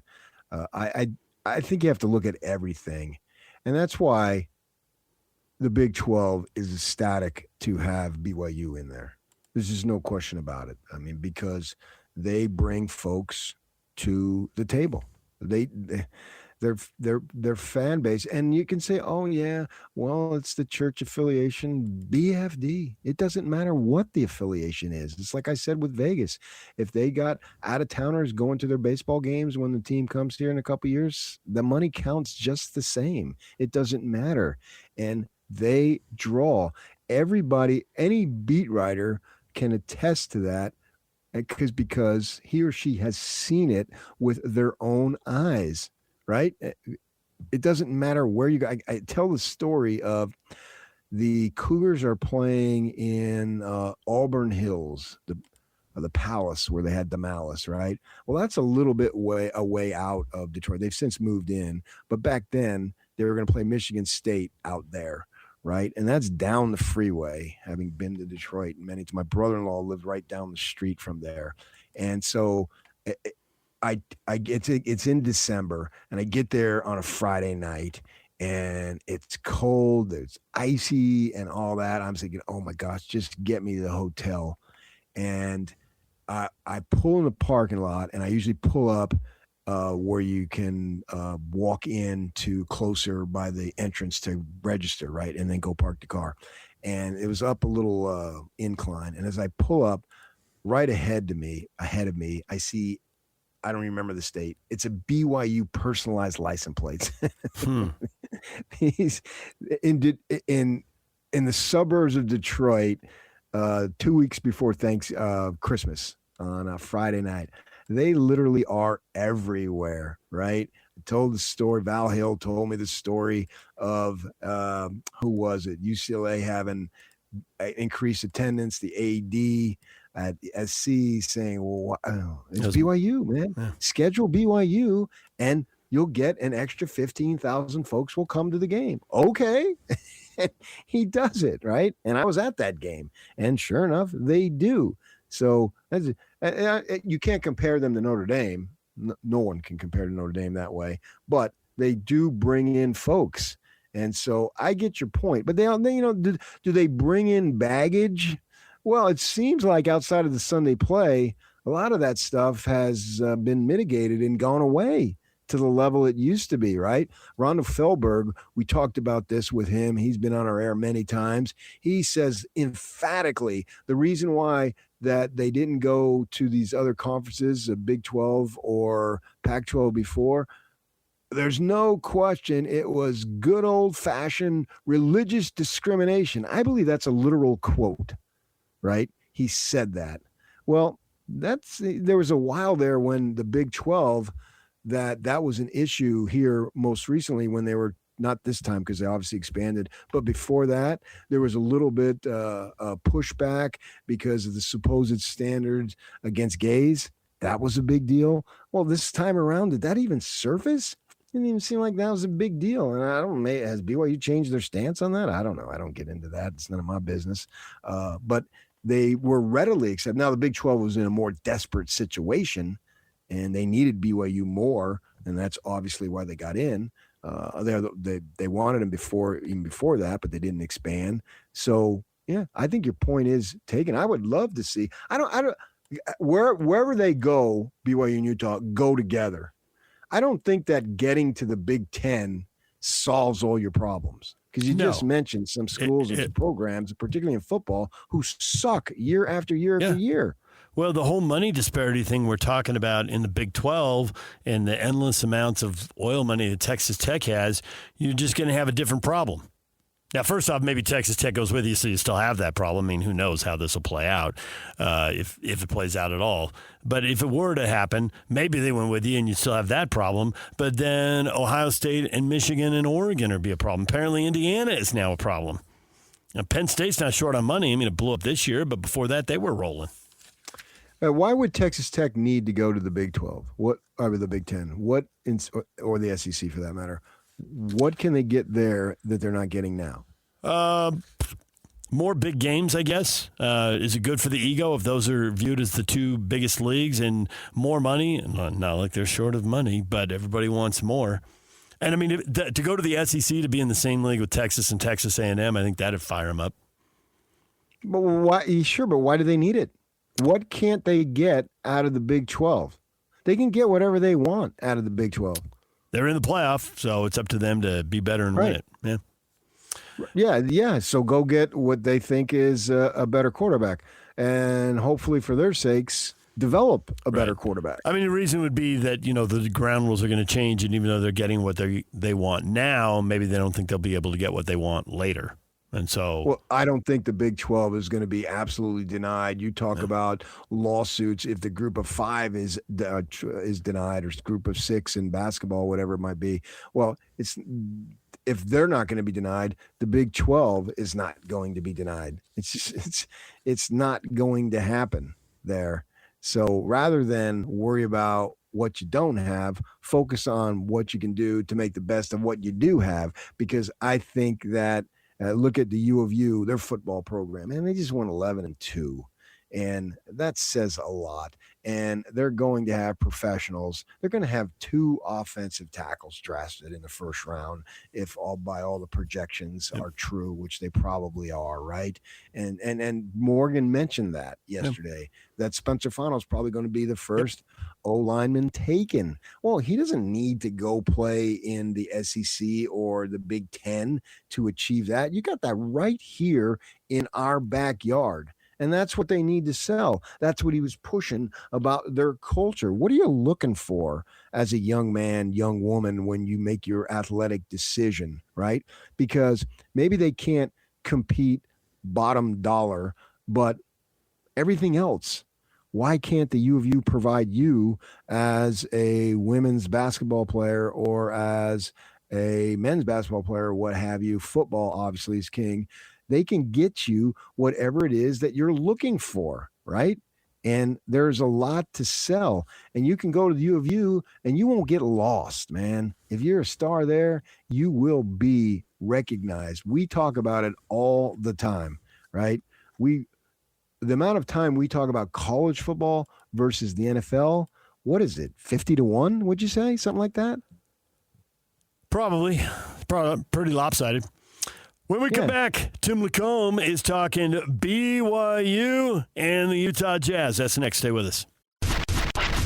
This is Hans Olsen and Scotty G. Don't touch that button. Check this out. Eric Weddle, kind enough to join us. We need to get back to players that want to be part of our university, that will appreciate what the university can give them. The culture, the buy-in, what Coach Morgan and those guys are going to be emphasizing day in and day out of being great men on and off the field, right? Future leaders, future husbands and fathers. Like, those programs are what I want my son to be a part of. It's not the guys that are money hungry. We're not going to beg people to stay at our university. We're not going to overpay guys because they got other universities that are offering more money. Then if that's the case and you don't appreciate what this school can give you, then good luck, because we're going to be fine. The University of Utah is an amazing school with amazing support, and those who want to be a part of it, let's ride. It's Hans and Scotty, weekdays from noon to 3, presented by Mountain Land Supply on 97.5, the KSL Sports Zone. It's a Win Tickets Wednesday. Don't miss your chance to win big every week on the KSL Sports Zone. Today, a chance to see Toto. Caller 12 right now, 801-575-ZONE, wins a pair of tickets to see Toto with special guests Christopher Cross and the Romantics at the Utah First Federal Credit Union Amphitheater on August 21st. DJ PK, we're joined now by Tim LaComb. Tim, good morning. Favorite song by the Romantics. What is it? Oh, I was asking y'all, but you don't probably even listen to that kind of genre. Y'all? I'm going to go with, I hear the secrets that you keep when you're talking in your sleep. Nice. How are we doing, boys? We're doing well. We just listened to Cody Williams say, get asked why he's playing better, and he says watching a lot of film and looking for cues. He's cutting, he's slashing better. A defender turns his head, that's the cue to go. Tim, that is something that a lot of people driving around listening to this are thinking, my high school basketball, or maybe before that, taught me that. Why are NBA guys learning that? And is the answer is they can't teach you to be taller, longer, faster, and jump higher, so they draft the best athletes and will teach them the game? Yeah, I mean, that's part of it. Just the sheer age of these guys. Everybody goes through a different learning experience. And I think, obviously, Cody played for a great college coach. So, I mean, he understands the basic ideas. But NBA packages are a little bit more complex. I think defenses they're a little bit different because they have to they have to flex outside the lane. So you're not seeing quite exactly the same kind of looks in college and the NBA. But what I think Cody's, I've always said this, when guys get to a certain level of understanding of the game, it slows down for them. And I really believe that's what Cody's kind of experiencing. I think he has identified opportunities that maybe last year came and went so fast he didn't even recognize them. But I have seen definitely a step forward for Cody. And, if he can become a guy on offense that can give you something, defensively, he's definitely built for that end. He's long. He's doing a much better job physically, even though he's still kind of in the bulk phase of his career. He's still got to add some bulk, which will make him even more effective. But from where we were last year and even the start of the season, I'm excited for Cody to have made some headway. And I think that's the most important thing. Well, since I'm Debbie Downer, because is the excited that you're excited for him making some headway is because he made none last year. So anything is better than last year. Yeah, I mean, for sure. And if you look around the league, the Jazz just played Portland, and Donovan Clingan was picked very high after a year. I don't know how, especially with the year, he just needed to lose some weight. He needed to become more agile, and I watched him play the other night, and he's a completely different dude. So I think the thing that is tough is to try to, paint somebody as what they are in year 1, 2, 3, because we've seen it with Keontae this year. Growth happens. And, yeah, the growth is different for different guys. But any kind of growth, in my mind, is pretty good. Right. And we just saw with the Jazz getting blown out in Portland, we saw Denny Avdia going nuts, and he's breaking out or hitting another level anyway in year 6 at 25 points a game. Exactly. Took him 4 years to get to double digits. Now in his 6th year, 25 points a night. And he's a guy who, he's still got stuff to work on. I mean, there's things in his game, but yeah, you hear it all the time, the whole idea that development is not linear, that everybody is on their own path. And yeah, for Cody, it's almost like having some stocks. You invest in different stocks, and you've got one right out of the gate that shoots to double, and you're so excited, and the other one's kind of just hanging and maybe going a little bit below, and then all of a sudden you see maybe a 1 or 2% growth on the thing, and you're like, okay, the thing's got a chance. Maybe there's a chance here. How much is it a fine line between seeing, and you use George and you use Williams, and those are two of the younger guys, and there's a slew of them. We can name 4 or 5 others. Their improvement, and DJ just brought up the kid from Portland. Well, when he got there, Damian Lillard was taking all the shots, so that guy ain't going to get any shots.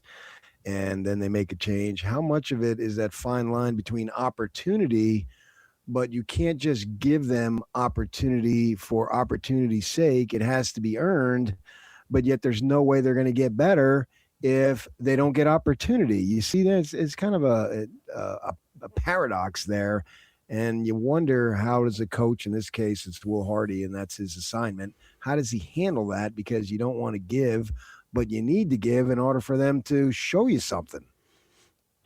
That's a great question. And I think Will is actually a great coach, but I think one of his greatest skills is ability, particularly with his team, to communicate. And we've seen video of him communicating in different ways, on the bench. Sometimes, he's really got to kind of get into them. But I think the reason he can get into them is I get to the games beforehand. And Will come out before the game and it's different guys, but he will sit down next to a dude on the bench and, chat with him and notice there's some laughter and then it gets serious. But the bottom line is the way you handle all that is you hold these guys accountable to something that, that's important to you and their development. As they check those boxes, they earn time. And then through that period, there's the whole idea of, like Cody said, watching film and reviewing what you've done and what worked and what didn't. And so it's just this constant daily process. And for many, it seems, it seems like guys just show up and play. But there's so much to this, and there's so much behind the scenes to guys getting ready to do it. And then, as you said it, when they get their opportunity, that's where everything's got to kind of come together. And so, yeah, it's some of that's dictated by roster and opportunity, but the bottom line is you got to stick with it. You got to stay the course. And I think the reason it's working, I think you're seeing guys come through the Jazz system get better. I think there's a myriad of reasons. I think great coaches, the development guys are sensational. And I've heard it from, more than a couple people. I heard Love say it the other night or yesterday on a podcast, how Kevin Love talked about how awesome Utah is and how great this organization is run in comparison to a lot of the places he's been. So I think they're maximizing everything they can. It's just time now. And I've been sitting in that seat for 6 years. I've watched this whole thing. I've watched every single game. And this is, throw the last game out because it was not indicative of what this year's been in a lot of ways. But I see a more competitive team. I see a team with better players, more players further along than last year. I see some star power developing. And so, it's hard when you're looking at it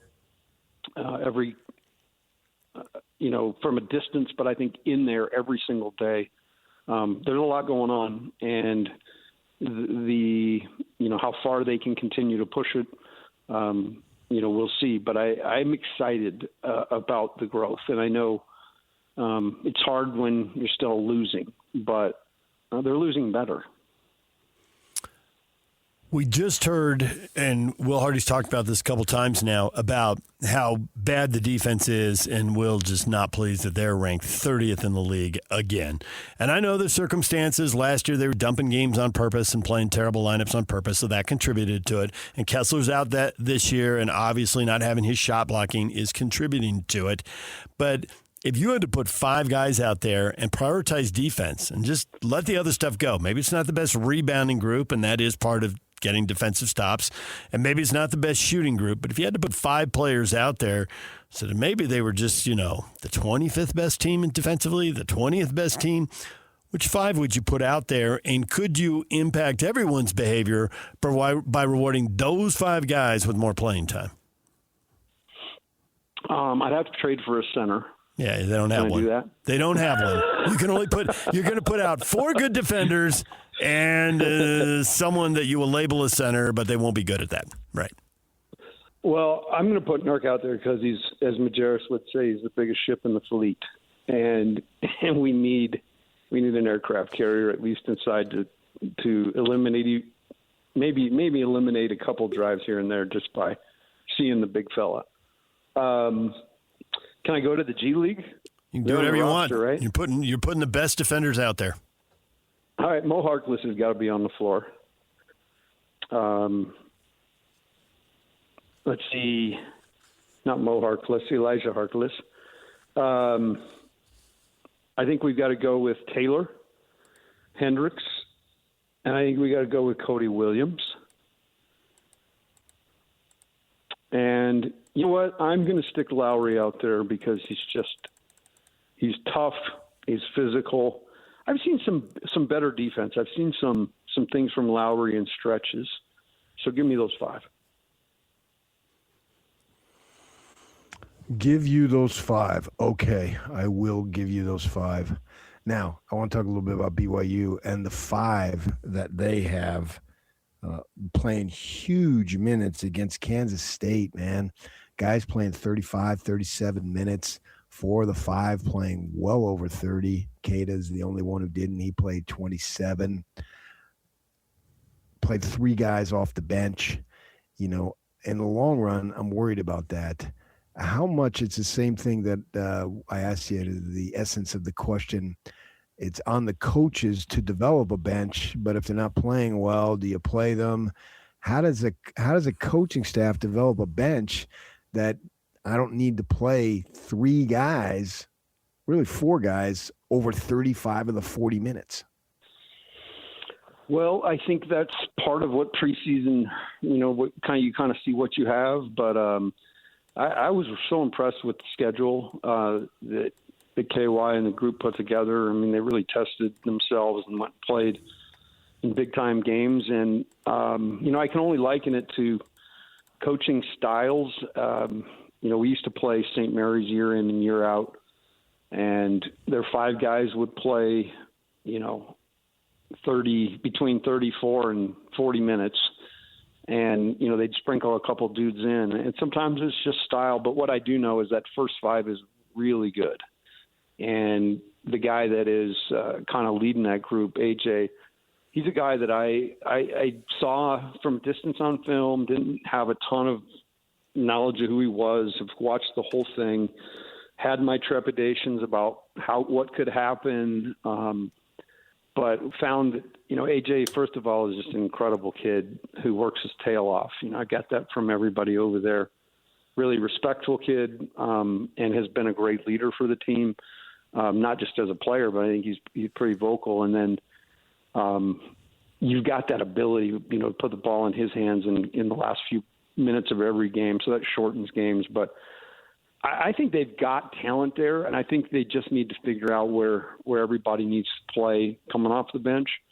But I would say that is – I would always be a little bit more concerned if my first 5 wasn't great and I had a bunch of decent players on the bench. I think BYU's got the ability this year, minus some foul trouble, which isn't going to happen. But that's going to be important as they get through the Big 12 here, to work to try to develop a couple dudes that you really trust. I mean, I love Boscovich. I think that dude, every time he comes in the game, something good happens. And I thought he was good for him last year. I think so. It's just a matter of identifying who those guys are and giving them some time. But you make a good point, PK, in the middle of conference out on the road. You're going to get some bad whistles, obviously some injuries and things like that. So that's something you've always got to kind of be building, even if you don't have it right now. I was happy he made the non-conference schedule much more difficult, but then I just saw a bite with him where he said he's going to reconsider his non-conference schedule. And as soon as he said that, I'm like, oh, no. And then he stunned me with, I don't know what we're getting out of these quad 4 games. I think he wants to crank it up and make the schedule tougher next year, and I'm with him. I mean, they beat Riverside, UC Riverside, by 47. They blew out UOP, Holy Cross, get 31-point win over Cal Baptist. It sounds like he might jettison more of those games and put some more games in there. The people in the comments section, I saw it posted on social media, and it was Utah State Aggie fans that were like, well, why don't you come to the Spectrum? Play a true road game during the non-conference. No. Yeah, that's a bridge too far. It might not be for him. I was surprised he wanted to make the schedule more difficult because most coaches don't. I mean, the overwhelming majority of coaches don't. But, man, he didn't look like he was joking around when he said it. I'm up for it. And I like the approach. I like the approach. I think you definitely learn as you go through it. And, yeah, some of those games you walk out after and we're like, what did we gain here? Yeah. What was this? So, for sure, I think with the guys they're bringing in, the home court advantage and everything else, and if you can get teams to come in, that is even the bigger part. But I like that he went out and played neutral games and played Madison Square Garden, got themselves all over the place. That was great. All right, Jim, we'll leave it right there for now. Thanks for joining us, and we will hear you on the broadcast. Am I going to see you tonight by chance or no? No. No. Oh, thank goodness. Okay. I mean, did I say that on the air? You did. Get off my radio station, you guys. bum. See you. All right, see you, Tim. Coming up, Riley Jensen. He'll join us in about 15 minutes, and we will talk coaching moves and portal moves and what our local teams need next. Stay with us. Ladies and gentlemen, may I present... This is JJ and Alex. Let's swipe right on our next quarterback. I just want to see who's available. And coaches are sitting up in their bed at night, glowing screen in front of their face. Swiping right on. Nah, he's pretty cool. Hold on. Yeah, okay, sure. I'll look at him. No, absolutely not. Hold on a minute. I want to be able to look at this mysterious transfer portal because the way it's described to us, it is a dating app. College football has to have a one-on-one with Match.com or with Tinder to be like the dangers of online quarterback dating. I thought he was a real guy. I met him in person. He couldn't throw worth beans. He said he was 6'3". He's only 5'10". We got catfished in the transfer portal. Catch JJ and Alex afternoons from 3 to 6 on 97.5, the KSL Sports Zone.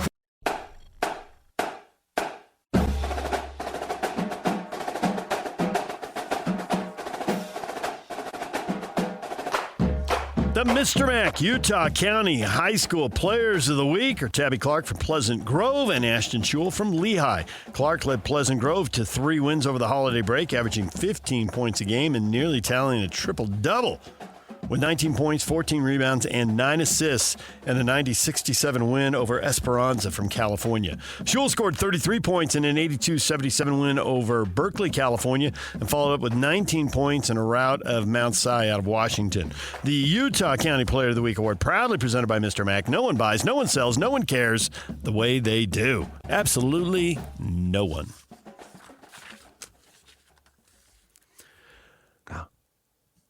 DJ PK, we have the question up. How long can NIL last as presently constituted?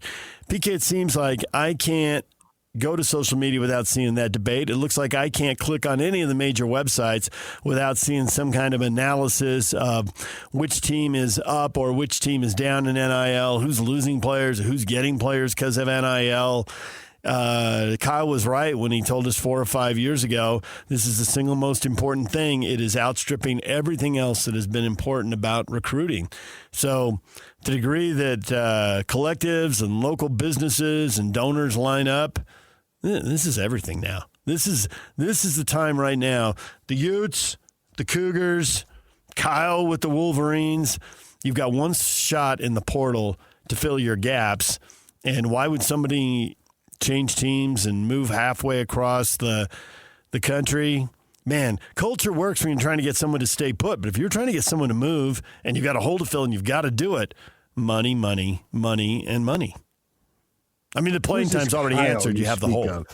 Who's this Kyle you speak of? Nice. When are we going to make the announcement that I am the new Michigan beat writer? Seems like just a matter of time. I tried out for the job and was rejected. I think it's going to you. Well, it comes to beat writing, I've never won a major award, but I have a little experience. I'm not the Jay Drews of the world, just packing in, more awards. I've never been recognized for any of that, and so, but it is a dilemma, man. It is a dilemma for football programs who have been doing the right thing for so many years and work so dang hard. And you're going to be judged by winning or losing. And it used to be, well, if you ran a clean program and your kids were doing community service and they were graduating and going on into stay in the community and be productive, that was all great, but you better win. Even that didn't matter. And how you're but you're teaching young men and women to be better people and to have these nice, productive lives that we want for every single person, every baby who's ever been born. Everybody wants the same thing. You may accomplish it in different ways, right? And you've done great in that way. But if you don't win, it doesn't matter. And we always had a little bit of a conflict with that. At least I have, and I think a lot of folks do and have had it. Now it's you can do all those things and then get aced out because some ultra billionaire is willing to get his kicks out of 18 to 22-year-olds winning football games, of all things. It seems so preposterous that that's what they're doing, but yet that is the situation. And you're over here losing some players who can be big time difference makers because you are just a little short of cash. Meanwhile, everything else, literally A to Z, everything else you're doing great at. That is the new dilemma in college sports that we have. And it's tawdry and it seems almost a shade dirty, but yet at the same time, DJ, we want kids to be paid. We just don't want this much and this much chaos going on. How in the world do we clean it up? As I'm talking about it, I feel my head hurting. It's like I'm getting a headache. What we understand the symptoms and everything, but what do we do about it? What can be done about it? I just don't have any answers that can be done about it to make it so it's a better system for all involved. I think that we just passed the off-ramp that you wanted and that Mark Harlan clearly wanted when he spoke yesterday. Without question, the BYU administration, Brian Santiago, wants it. I think we can run through all the coaches too. And I just saw a take in the last commercial break. And there's a lot of crazy, weird, nasty, hot take stuff on social media. This one, I thought this guy was honest. You can debate how right or wrong he is, but to me, it just sounds like he just spoke from the heart. Whittingham Corner at Wolverine Corner. There's a conflicted guy. He writes, I hate to sound like a boomer here, but I don't find this transfer portal stuff fun or entertaining at all. The sport is ruined, and it's going to be almost impossible to rein it back in. I'm glad kids are getting a bag, but it's gone too far. They just passed the off-ramp, where the NIL, it's all going to be reviewed. I mean, if the kid legitimately brings that kind of value to a company, then it's okay. But it can't be pay to play. But everyone had to sign it, and they didn't even get close to getting everyone to sign it, which tells me everyone isn't going to follow it. They're going to call it NIL in a lot of places, and it's going to be pay to play. Period, end of story. Pay to play. Yes. So it's not changing. Your head's. You just said you guys said that early on. Yeah. We won't pay to play. Yes, you do. Yep. You do. You can spend it any way you want, but you pay to play. And I've got no problem with it because you're winning. Yeah. And in basketball, you're 13-1. You're going to win tonight, and you're going to get in the NCAA tournament and see how far you go. If you're going to be good, then that's what's going to have to happen. Yeah, it's a requirement. Absolute. No way around it. All right, when we come back, Riley Jensen, the local teams building coaching staffs, now trying to build rosters. Where are the holes? Who can help? We'll talk with Riley coming up. Stay with us. DJ, PK, and we are joined once again by Riley Jensen. Riley, good morning. My guy. Riley, I have a theory to run by you because you are our guy as much as we are your guys. I'm looking at all the wailing of gnashing of teeth, and I get that, man. There was a lot of change all at once. And, then Morgan's got to go out and hire more coaches than he expected. He probably always expected he'd have to hire one or two, but he had to hire like 5. And now strength and conditioning and all that. And BYU's had changes too. But I'm looking at Utah and BYU and Michigan and thinking any one of those schools might win 10 games this year. I'd bet one of them does. Now, you could sit here and argue maybe they all could. Seems weird that they would all hit. I guess we can't rule it out, but it wouldn't seem to be the way to predict. How rosy or not do you view things for these schools? Because we have people in the community pulling for one or more of these teams and probably pulling against them as well. How much winning do you expect right out of the gate after Kyle Whittingham scrambles all the puzzle pieces in the box? So I think I'll start with Michigan. I think they were 9-3 last year. They were. Lost the bowl game for 9-4. And it was like a disaster behind the scenes. Like you're bringing some stability. You're bringing like great coaching. You're bringing the same type of toughness that we've always known the Big Ten for. I don't think there's any question that they're going to have 10 wins. And so I just think, boy, what a great setup for Kyle Whittingham and for his crew. And he pretty much landed every coach that he wanted to land. And so that indicates the kind of money that's being paid out.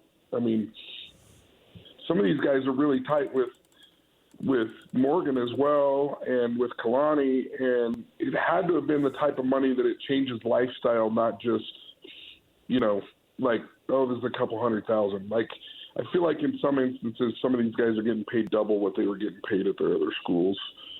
Now, I don't know the exact numbers or anything like that, but typically that's why you're able to get everybody that you want to get.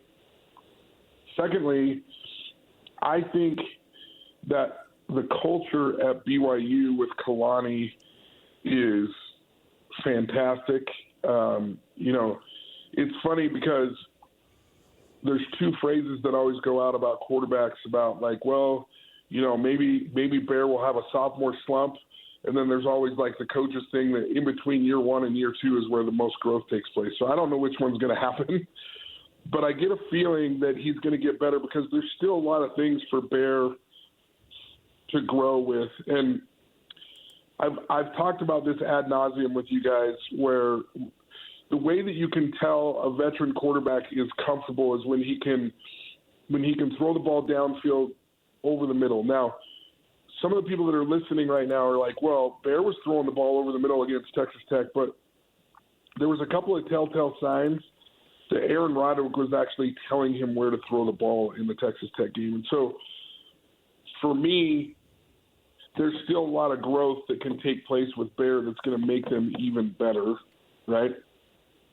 And then up at the University of Utah, what I like about what's going on, look, this was something that if things were going well for Morgan, that he was going to have to learn how to do anyway, because when you're a good coach, coaches leave. They go and they take better opportunities. They get opportunities to either grow in position or grow in money, and you have to replace coaches. What I like about what I'm seeing with Morgan is he's replacing these coaches with stellar men.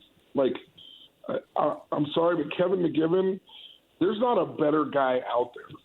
I'm not sure that there's a better human being out there than Coach McGibbon. And so there's a whole bunch of really, really good things going on for all the schools. Does it give every single school angst? Of course it does. I mean, and I think it was Hans that brought it up on the radio. He just felt like as soon as Kyle signed with Michigan that it was going to leave a dent in every program. And right now we can see that every single school in the state of Utah right now has been affected in some way or another by this. I mean, you got Skylar Ridley going from, Weaver State up to Utah State. You got Robert and I going in. You got McGibbon going to the University of Utah. And then, of course, all the coaches from BYU and Utah that went to Michigan. And look, as much as we don't like change, these coaches are used to change a lot more than we are, if that makes sense. Now, we're spoiled a little bit at BYU and Utah in the sense that there's been a lot of continuity. But, man, the long answer to your question is I would not be surprised if all three teams have 10 wins next year. Because I think the culture is good. I think the excitement for Morgan is good. I think what Kalani has established at BYU is good. And I think the stability that Kyle Whittingham brings to Michigan is going to be exactly what they want. So I'm excited. I love all this stuff. At least it's all good news for these coaches in the month of December, because there's some coaches that I talk to in the month of December and it gets real depressing because it gets real dark for a minute. And Morgan brought that up in his press conference in which he's talking about, putting the program in a positive light. I thought he did a great job. But I told him later, I said, I thought that speech was very authentic. It was very much Morgan Scalley, and that's who he is. And he presented himself in a raw manner, emotionally, getting emotionally getting emotional talking about his family, his parents, and blah blah blah. So he's a real human being there, and he's so. The word that comes to mind, as I told him, is authentic. It's just that's who Morgan Scalley is. And he brought up the fact that, well, at this time last year, there were a lot of questions because they were bringing over essentially an entire new offensive staff, right? So and they went ahead and won 11 ball games, so they had a really good season. They were a really good team. And his point was, well, we're in the same situation this year, and look what we just did last year. And the thing that I think is different, where I want you to come in and offer your expertise, is on, okay, he brought in Atawaya, who brought his running back. He brought in Jason Beck, who brought Micah Simon, his receivers coach, who brought a receiver. And obviously they brought Dampier in. So there was in terms of Simon and the receiver Davis and the quarterback, even though it was brand new to Utah, those guys had a familiarity. Now you bring in a coaching staff, particularly from the offensive perspective, it's like scattered. You took guys from all over the place rather than a couple of guys, and they had already a connection. They just brought what they did over to Utah. How do you think, as far as a challenge of all this stuff coming together, because McGiven has seen – obviously Dampier play, but he hasn't had that relationship to the level that Jason Beck has, and then so forth on, go right down the staff. They don't have that connection with each other nor the players. How much of a challenge do you think that will be? Well, I mean, I think that's I think that's the key to coaching, right? Like that's always the tough position as a coach is can I build a relationship with this player that then in turn helps him to play to the very best of his ability. I have known McGiven since his first stint at Utah State. He's a local guy. He's from Orem, Utah. He is just as authentic to himself as Morgan is. And I think that's what I think is going to be a good thing for these players. There's no hidden agenda. There's no huge ego with Coach McGiven. I mean, you have to have a little bit of an ego to be a coach in the sense that, like, you take pride in what you do, but it's not about, like, pounding your chest and look how great I am. And so I think Dampier's going to love somebody like McGiven. I love what you said about Morgan because I think authenticity is probably the biggest key to a coach. And really it's a key to all of us in life is just to be as authentic as possible, because when you're authentic, people can trust you.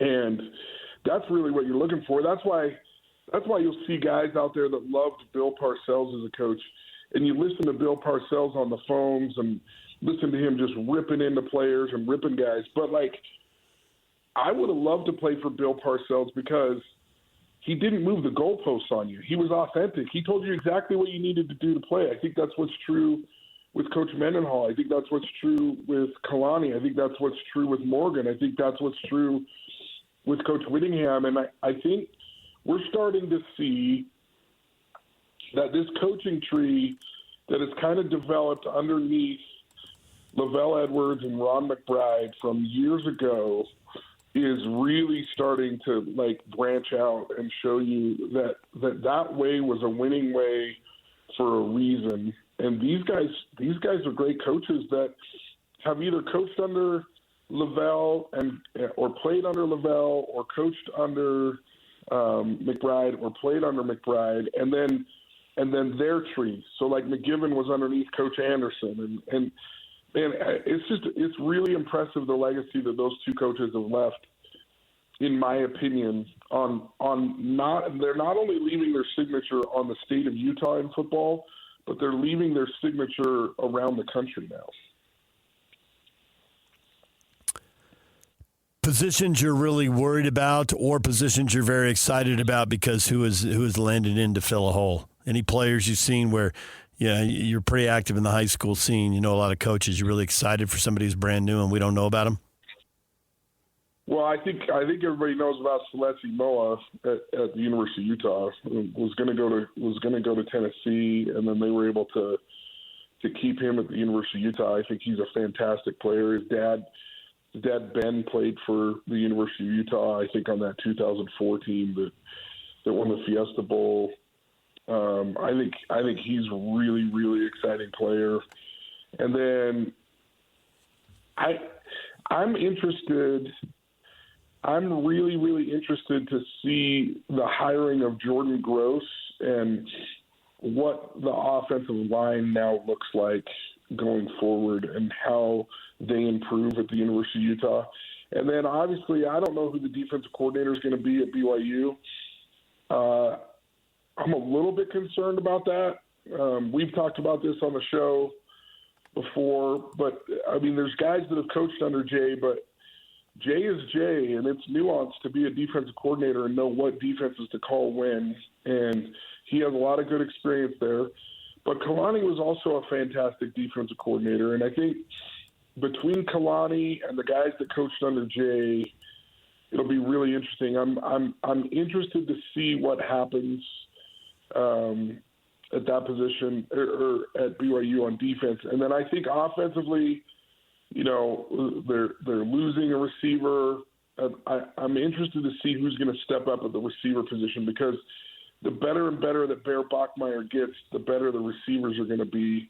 And is it an opportunity for Cody Hagan to step up and be the guy that everybody thought he was going to be? Is it somebody else that comes into the program? What is that going to look like? And I think there's an opportunity for that to look really good.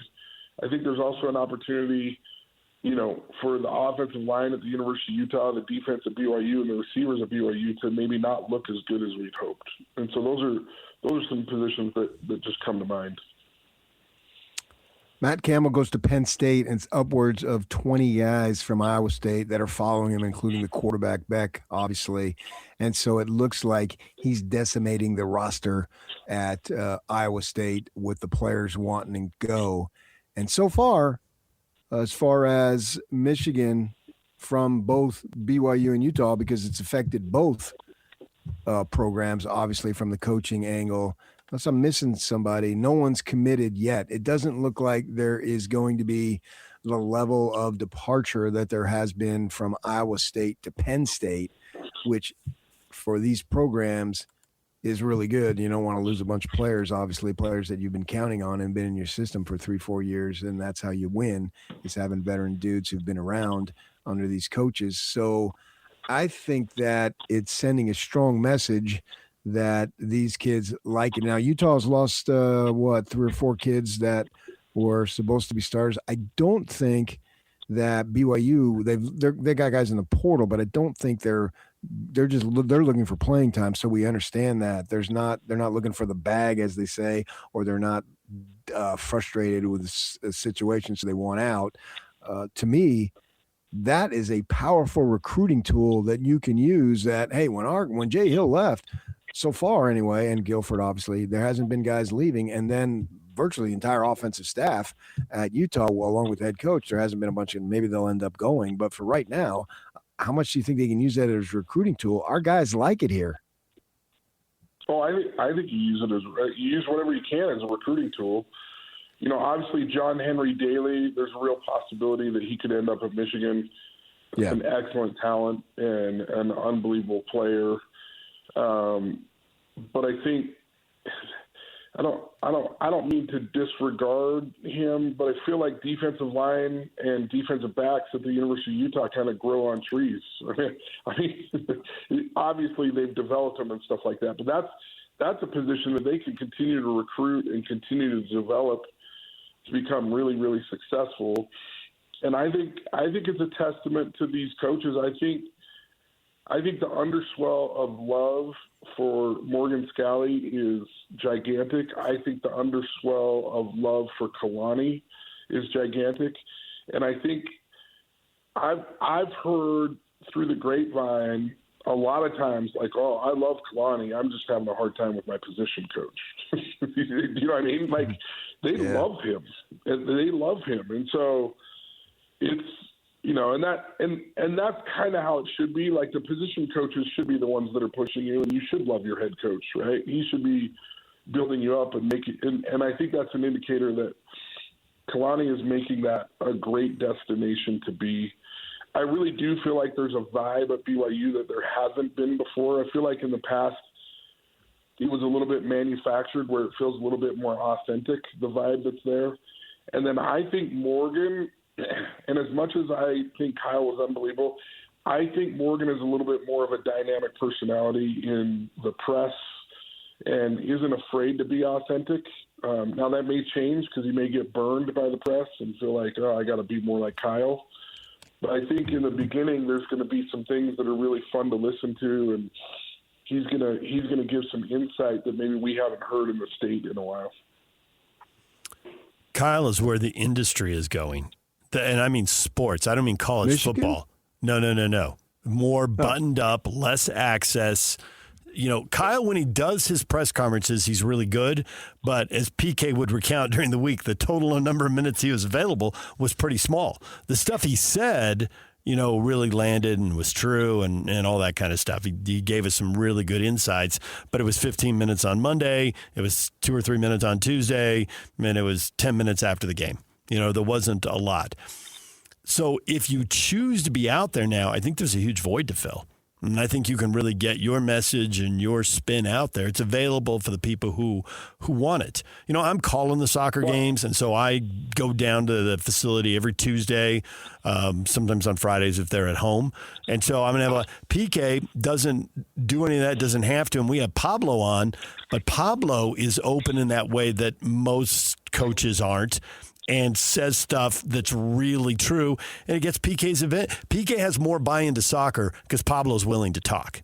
And you can debate that. I mean, right, PK, isn't that pretty much it? Oh, yeah. Yeah, I mean, it's like, if you're going to explain to me how it works and the difference between winning and losing and coaching young guys up and getting them to develop, like, you get me, and there aren't a lot of people who do it. And when they do it, they're good, but a lot of people are really closing up shop.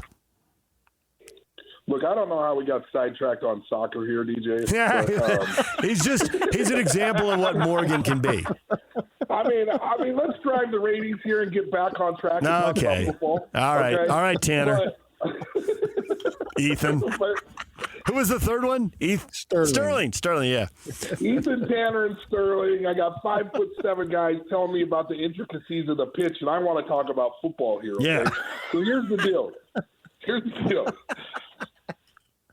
Deion Sanders has showed that if you have a personality, you can draw some attention. Now, has it been perfect? Is he the greatest coach in the world? No.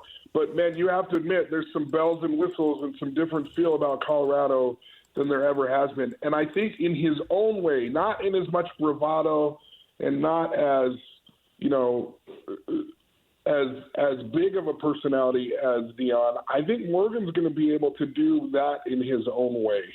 And as long as he stays authentic to himself, I think it'll be a great recruiting tool for the University of Utah. I mean, Morgan, look, he worked for 1280 The Zone for a while when I was selling radio there. It's a dynamic personality.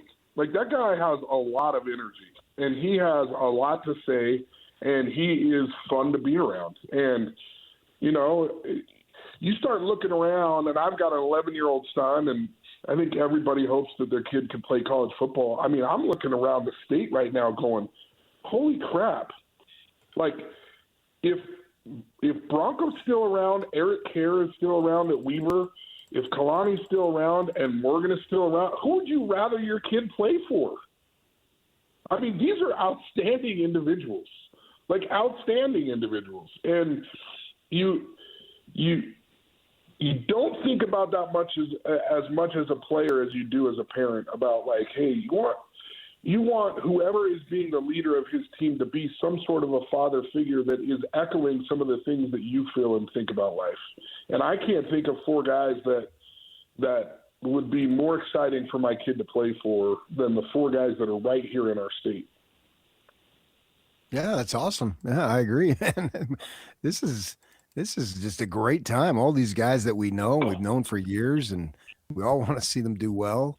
In terms of excitement, that even at Weber, just hiring Eric the way they did, man, that just all of us at the radio station, we're going to be watching Weber a lot more than we used to. And we're probably going to be talking about Weaver. We know you will. We know you will because you turned on. Yeah, but if I will, that means they will because nobody's better at doing it than me. It's going to be really obnoxious watching you just like jump on the bandwagon when we've all been sitting there at Weaver for a while. But we'll take you. We'll take you. I will be on the Weaver bandwagon, but I've been on the care. I care. That has been my motto for years. I care.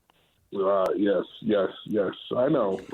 It was a little obnoxious when you turncoated, and you just became all about Corner Canyon. But I had to convince you. You thought the guy was a bum. I did not. When did I ever say that? See, when you were coaching at Alta, you'd send me texts. Overrated, clueless. I still got the evidence, Riley R. Jensen. This is so typical of the media. Like, do you still beat your wife? Like this is the whole thing. No, yeah, I beat her in golf. Myself for something that didn't happen. Sure. Keep here. Get me take that shovel away from you, man. You're digging a hole. The first person who said to me, not only could they do it, but that they should do it was Riley R. Jensen. They've got to do it. He was on the press box at Skyline High in commercial breaks during the state quarterfinal playoff game, PK, and he's like, they've got to do it. They've got to do it. I'm like, yeah, and I hope that's a big ask. DJ. It's a big ask. Did you pay him? What? Did you pay him to do that? I'm sorry, you're breaking up, PK. What? Yeah, that's what I thought. Ask Nate, man. I don't handle the money. I've told you that. Go talk to Nate if you want money. Leave me alone. Who's that? Your financial advisor? No, he's your boss. Bernstein? Well, he's one of your bosses. He's one of your 8 bosses or whatever we have now. I don't even know. Listen, if I don't get paid by KSL, I just go to DJ and he has Hamilton. His butler. Right. His butler gives me a little check on the side. Yeah, there's a reason. There's a reason why we call DJ R. Cody Campbell. Right. Well, and I've gotten to know Pendleton. He's a great guy. He's a great guy. I got a big TV. Paycheck is why I live in Utah. And a massive one at that. I think I'd rather talk soccer. All right. You saved the school $600,000? $600,000. Riley, I don't even know what that noise was. We better go. It might not be okay. All right. Thank you, Riley. Hey, thanks, guys. I love being on with you guys. Take care. All right, there you go. Riley Jensen talking a little football. PK, what do you think? How many 10-win seasons? We're going to be following all these teams. At the start of this year, I thought I was pretty positive at the start of this year. I thought BYU's going to win at least 8, and Utah's going to win at least 9, maybe more. And sure enough, Utah goes to 10, and BYU goes to 11. Obviously, they had a bowl wins on top of that, but we were just talking 12-game predictions at the start of the year. When you start thinking 10-win seasons, I know the rosters aren't even set yet. So, but is it out of the realm? Is it on the table for you? Oh no, it's not out of the realm. Good, it is definitely on the table because of the fact of the success that they had last year, and the amount of folks returning with Bear, and we assume Devin. That's a great starting point right there. I don't care who's coaching. That's a great starting point. So as much as we wring our hands over Texas Tech, why don't we come back after the break and we'll catch people up to date on everything that we've been talking about in the show, as we always do. But I think there's one more point that, like, we're only looking one direction. We're only looking over one shoulder. We got to look over the other shoulder next. The view might be better over there. We'll get to that next. Stay with us. This is Jake Scott and Ben Anderson. It's funny about Kyle Whittingham. He does not care about his legacy at all, which is weird. I would have thought that would be more of a priority, but obviously it's not. I mean, the bitterness of sticking it to Utah outweighs his desire to have any sort of legacy, which is, I guess, kind of crazy. I mean... You think he's trying to stick it to Utah? Absolutely. Gary Anderson said as much. They shouldn't have pissed Kyle off. Use that word. Yeah. I don't know why anybody would think any differently. I certainly don't think Whit was trying to do Utah favors on the way out the door. But again, to your point, like, what was he supposed to do? This is how he's become Kyle Whittingham, is these people around him. So he's going to go back to the well of the people around him to try and do a good job at Michigan, because I suspect he wants to do a very good job at Michigan. You know, he wasn't going to go out there and start over from scratch. I'm not sure that has so much to do with, well, let me stick it to Utah now. Catch Jake and Ben weekdays from 10 to noon on 97.5, the KSL Sports Zone. Slacker Radio Headlines brought to you by Trajan Wealth. Call Trajan Wealth today, your local trusted financial fiduciary. Call them at 801-210-6800 or visit their website at TrajanWealth.com. We've been talking a lot of football this morning. As you might expect, we just had Riley Jensen on. We've talked transfer portal, NIL. The stories are out there. Guys are flying around. There's a quarterback at Washington who Washington thinks is reneging on a deal, and then there's apparently going to be legal action there. It's all kinds of craziness. PK, you were talking about Texas Tech doubling down, tripling down. That was a good press conference by Morgan Scalley. I think winning the press conference can be overrated, but you don't want to lose the press conference. You don't want to create problems for yourself. He got up there and was authentically and enthusiastically himself, told stories about his life, why he ended up where he did, and why he feels the way he does, and talked about some of the specific coaches on his staff. So all of that was good. But you were talking about, there sits Texas Tech looming with all that money. And we were talking about the TV ratings and about Utah and BYU teams in the West. Well, there's the 4 teams in the Big Ten. They're pulling in a ton of viewers. But other than that, it's BYU is actually second behind only Oregon and Colorado and Utah. And Colorado's riding Dion, and we'll see how long that lasts. What are the future of these two teams? And we can sit here and talk about Texas Tech, and it's true. But when Mark Harlan says, there's a narrative out there that we don't that Utah doesn't have enough money, and it confounds him because he thinks they do. I started thinking, what West Virginia and Iowa State and UCF and, I don't know, K-State, wherever else, do they look at BYU or Utah money and think, well, we don't have that? I mean, we were just talking about 10-win seasons, and nobody knows for sure. Rosters aren't even set, but are they at least in play, and is there hope for them? And I just wonder if somebody else – we look at Texas Tech and think, well, of course they're going to be a race for the conference title. Look at all the built-in advantages they have. But do people look at Utah and BYU the same way? I mean, it's all relative, right? You look over one shoulder, that guy's gaining on us. You look over the other shoulder, and those guys aren't getting that close.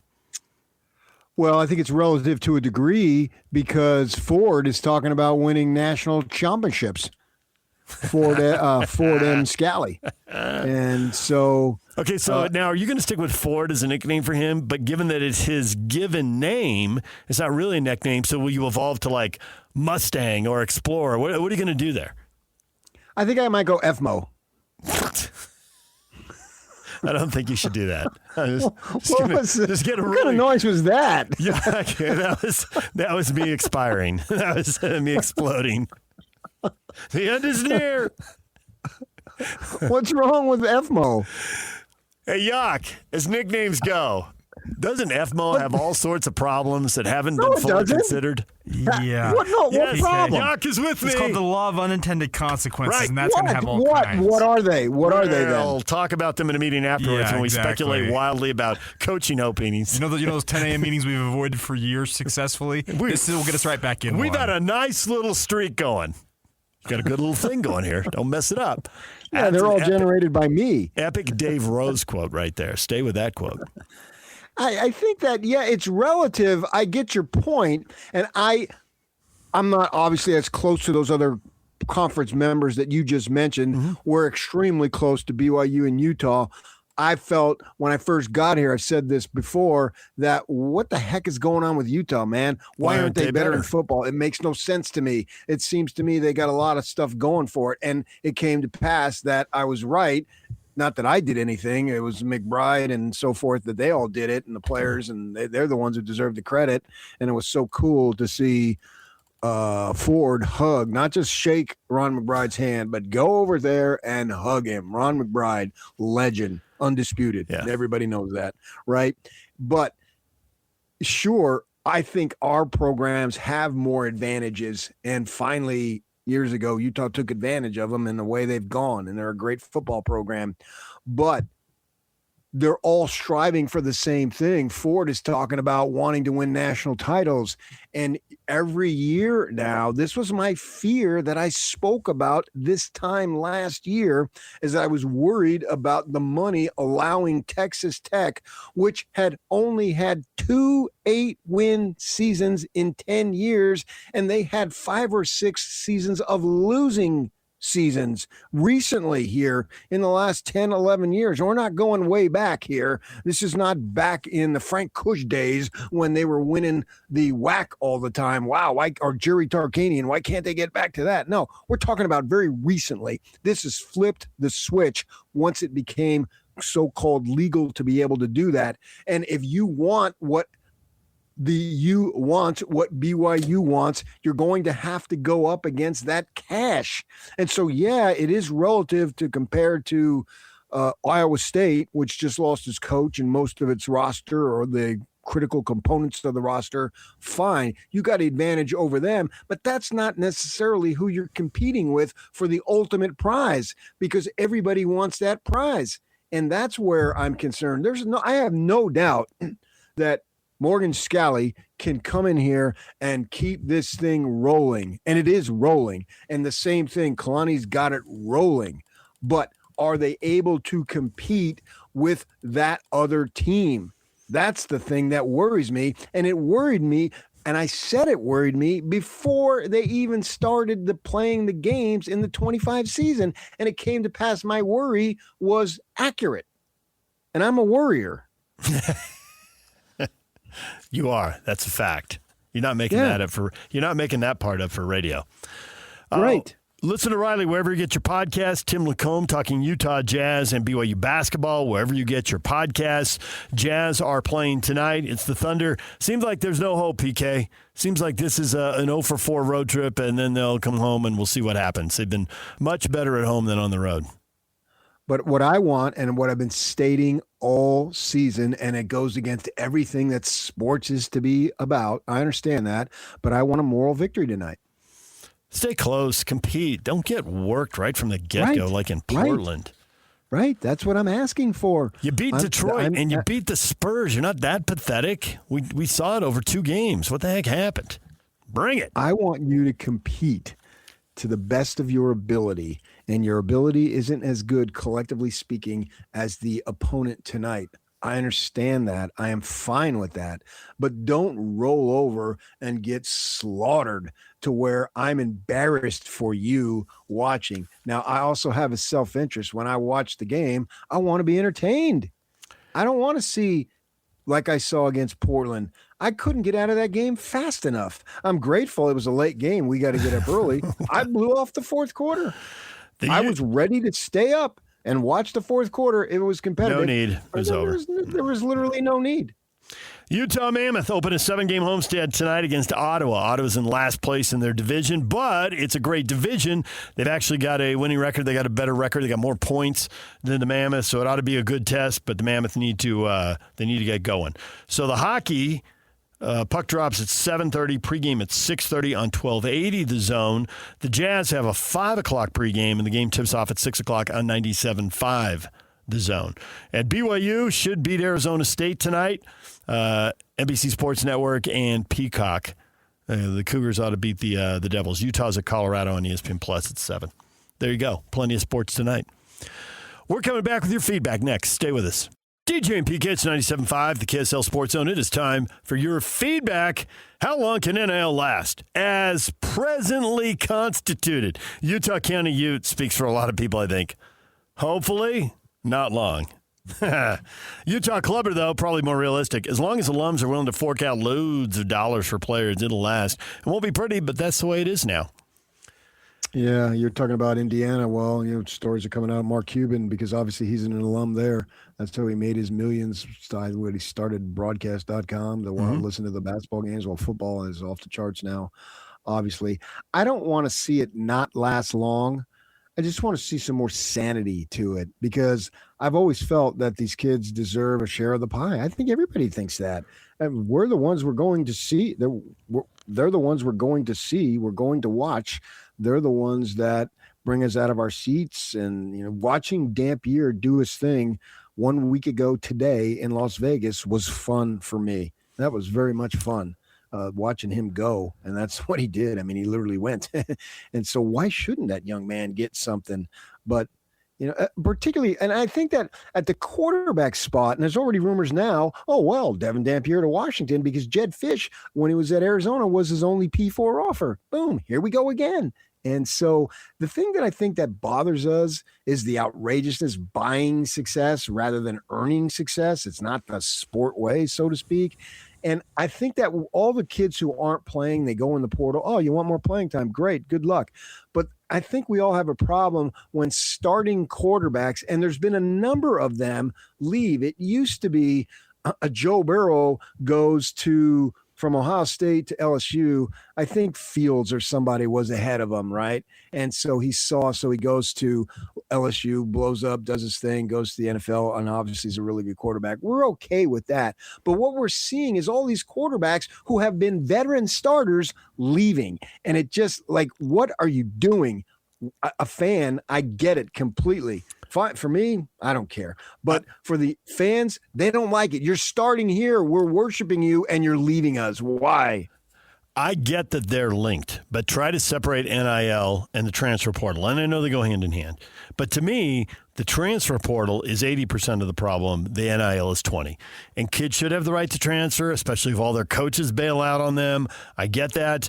But I really think there is a part of fans, this nostalgic, romantic part of fans. They want them to be their guys. They want to see the kids grow up. They want to know their stories. If college sports has lost anything, the thing that's talked about the least, that they've lost the most, is the newspaper that used to hit the driveway and the beat writer cranking out the features, which the cranky newspaper guys would always say, oh, that's soft. It's just a feature. It's just good news. I'm the hard, crusty. But the fans felt like they knew the players. They at least knew a little bit about them and gave them something to hold on to.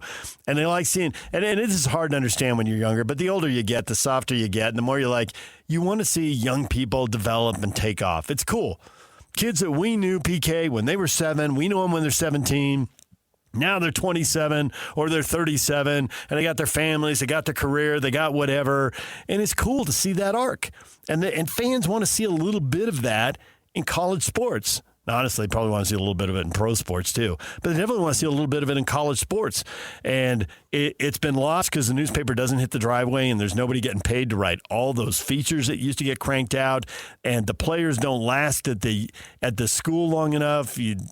I don't think it matters if it's BYU, Utah State. The fan bases don't like each other and they battle all the time. And the one thing they can agree on is I don't know the players without a program. Who are these guys coming and going?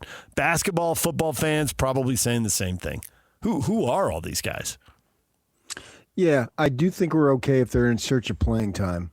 I agree. There's nuance to the transfer portal. But look at all these guys who have been starters. I can name 5 guys off the top of my head, the Washington kid being the latest. Yep. And now, boom, I go on social media right off the bat, and I know a little about Fish because he grew up 5 minutes from me back in Jersey. I've talked to him. I haven't talked to him since he left, but I got to know him a little bit. He's an offensive guy. He recruited Dampier, wanting to bring him down there when he was at Phoenix, and Fish was down in Tucson. And so now we got a Utah fan got to deal with that again. Oh, is that something that could happen? I have zero insight onto whether it will or won't happen. This has just happened, and I haven't heard anything. I don't think you have either. But it's the scenario that would be worrying, PK.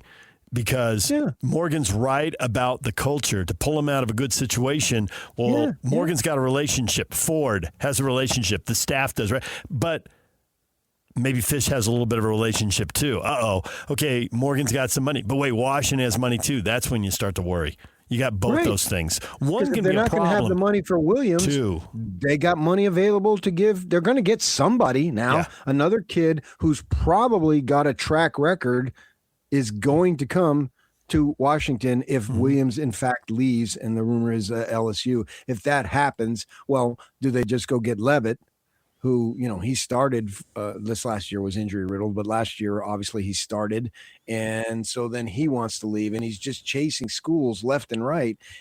We never thought we'd see a day, but we have seen it where there's more loyalty and there's more he's our guy in the professional ranks than the college ranks. DJ and PK, we're out of time. Jake and Ben are next right here on The Zone.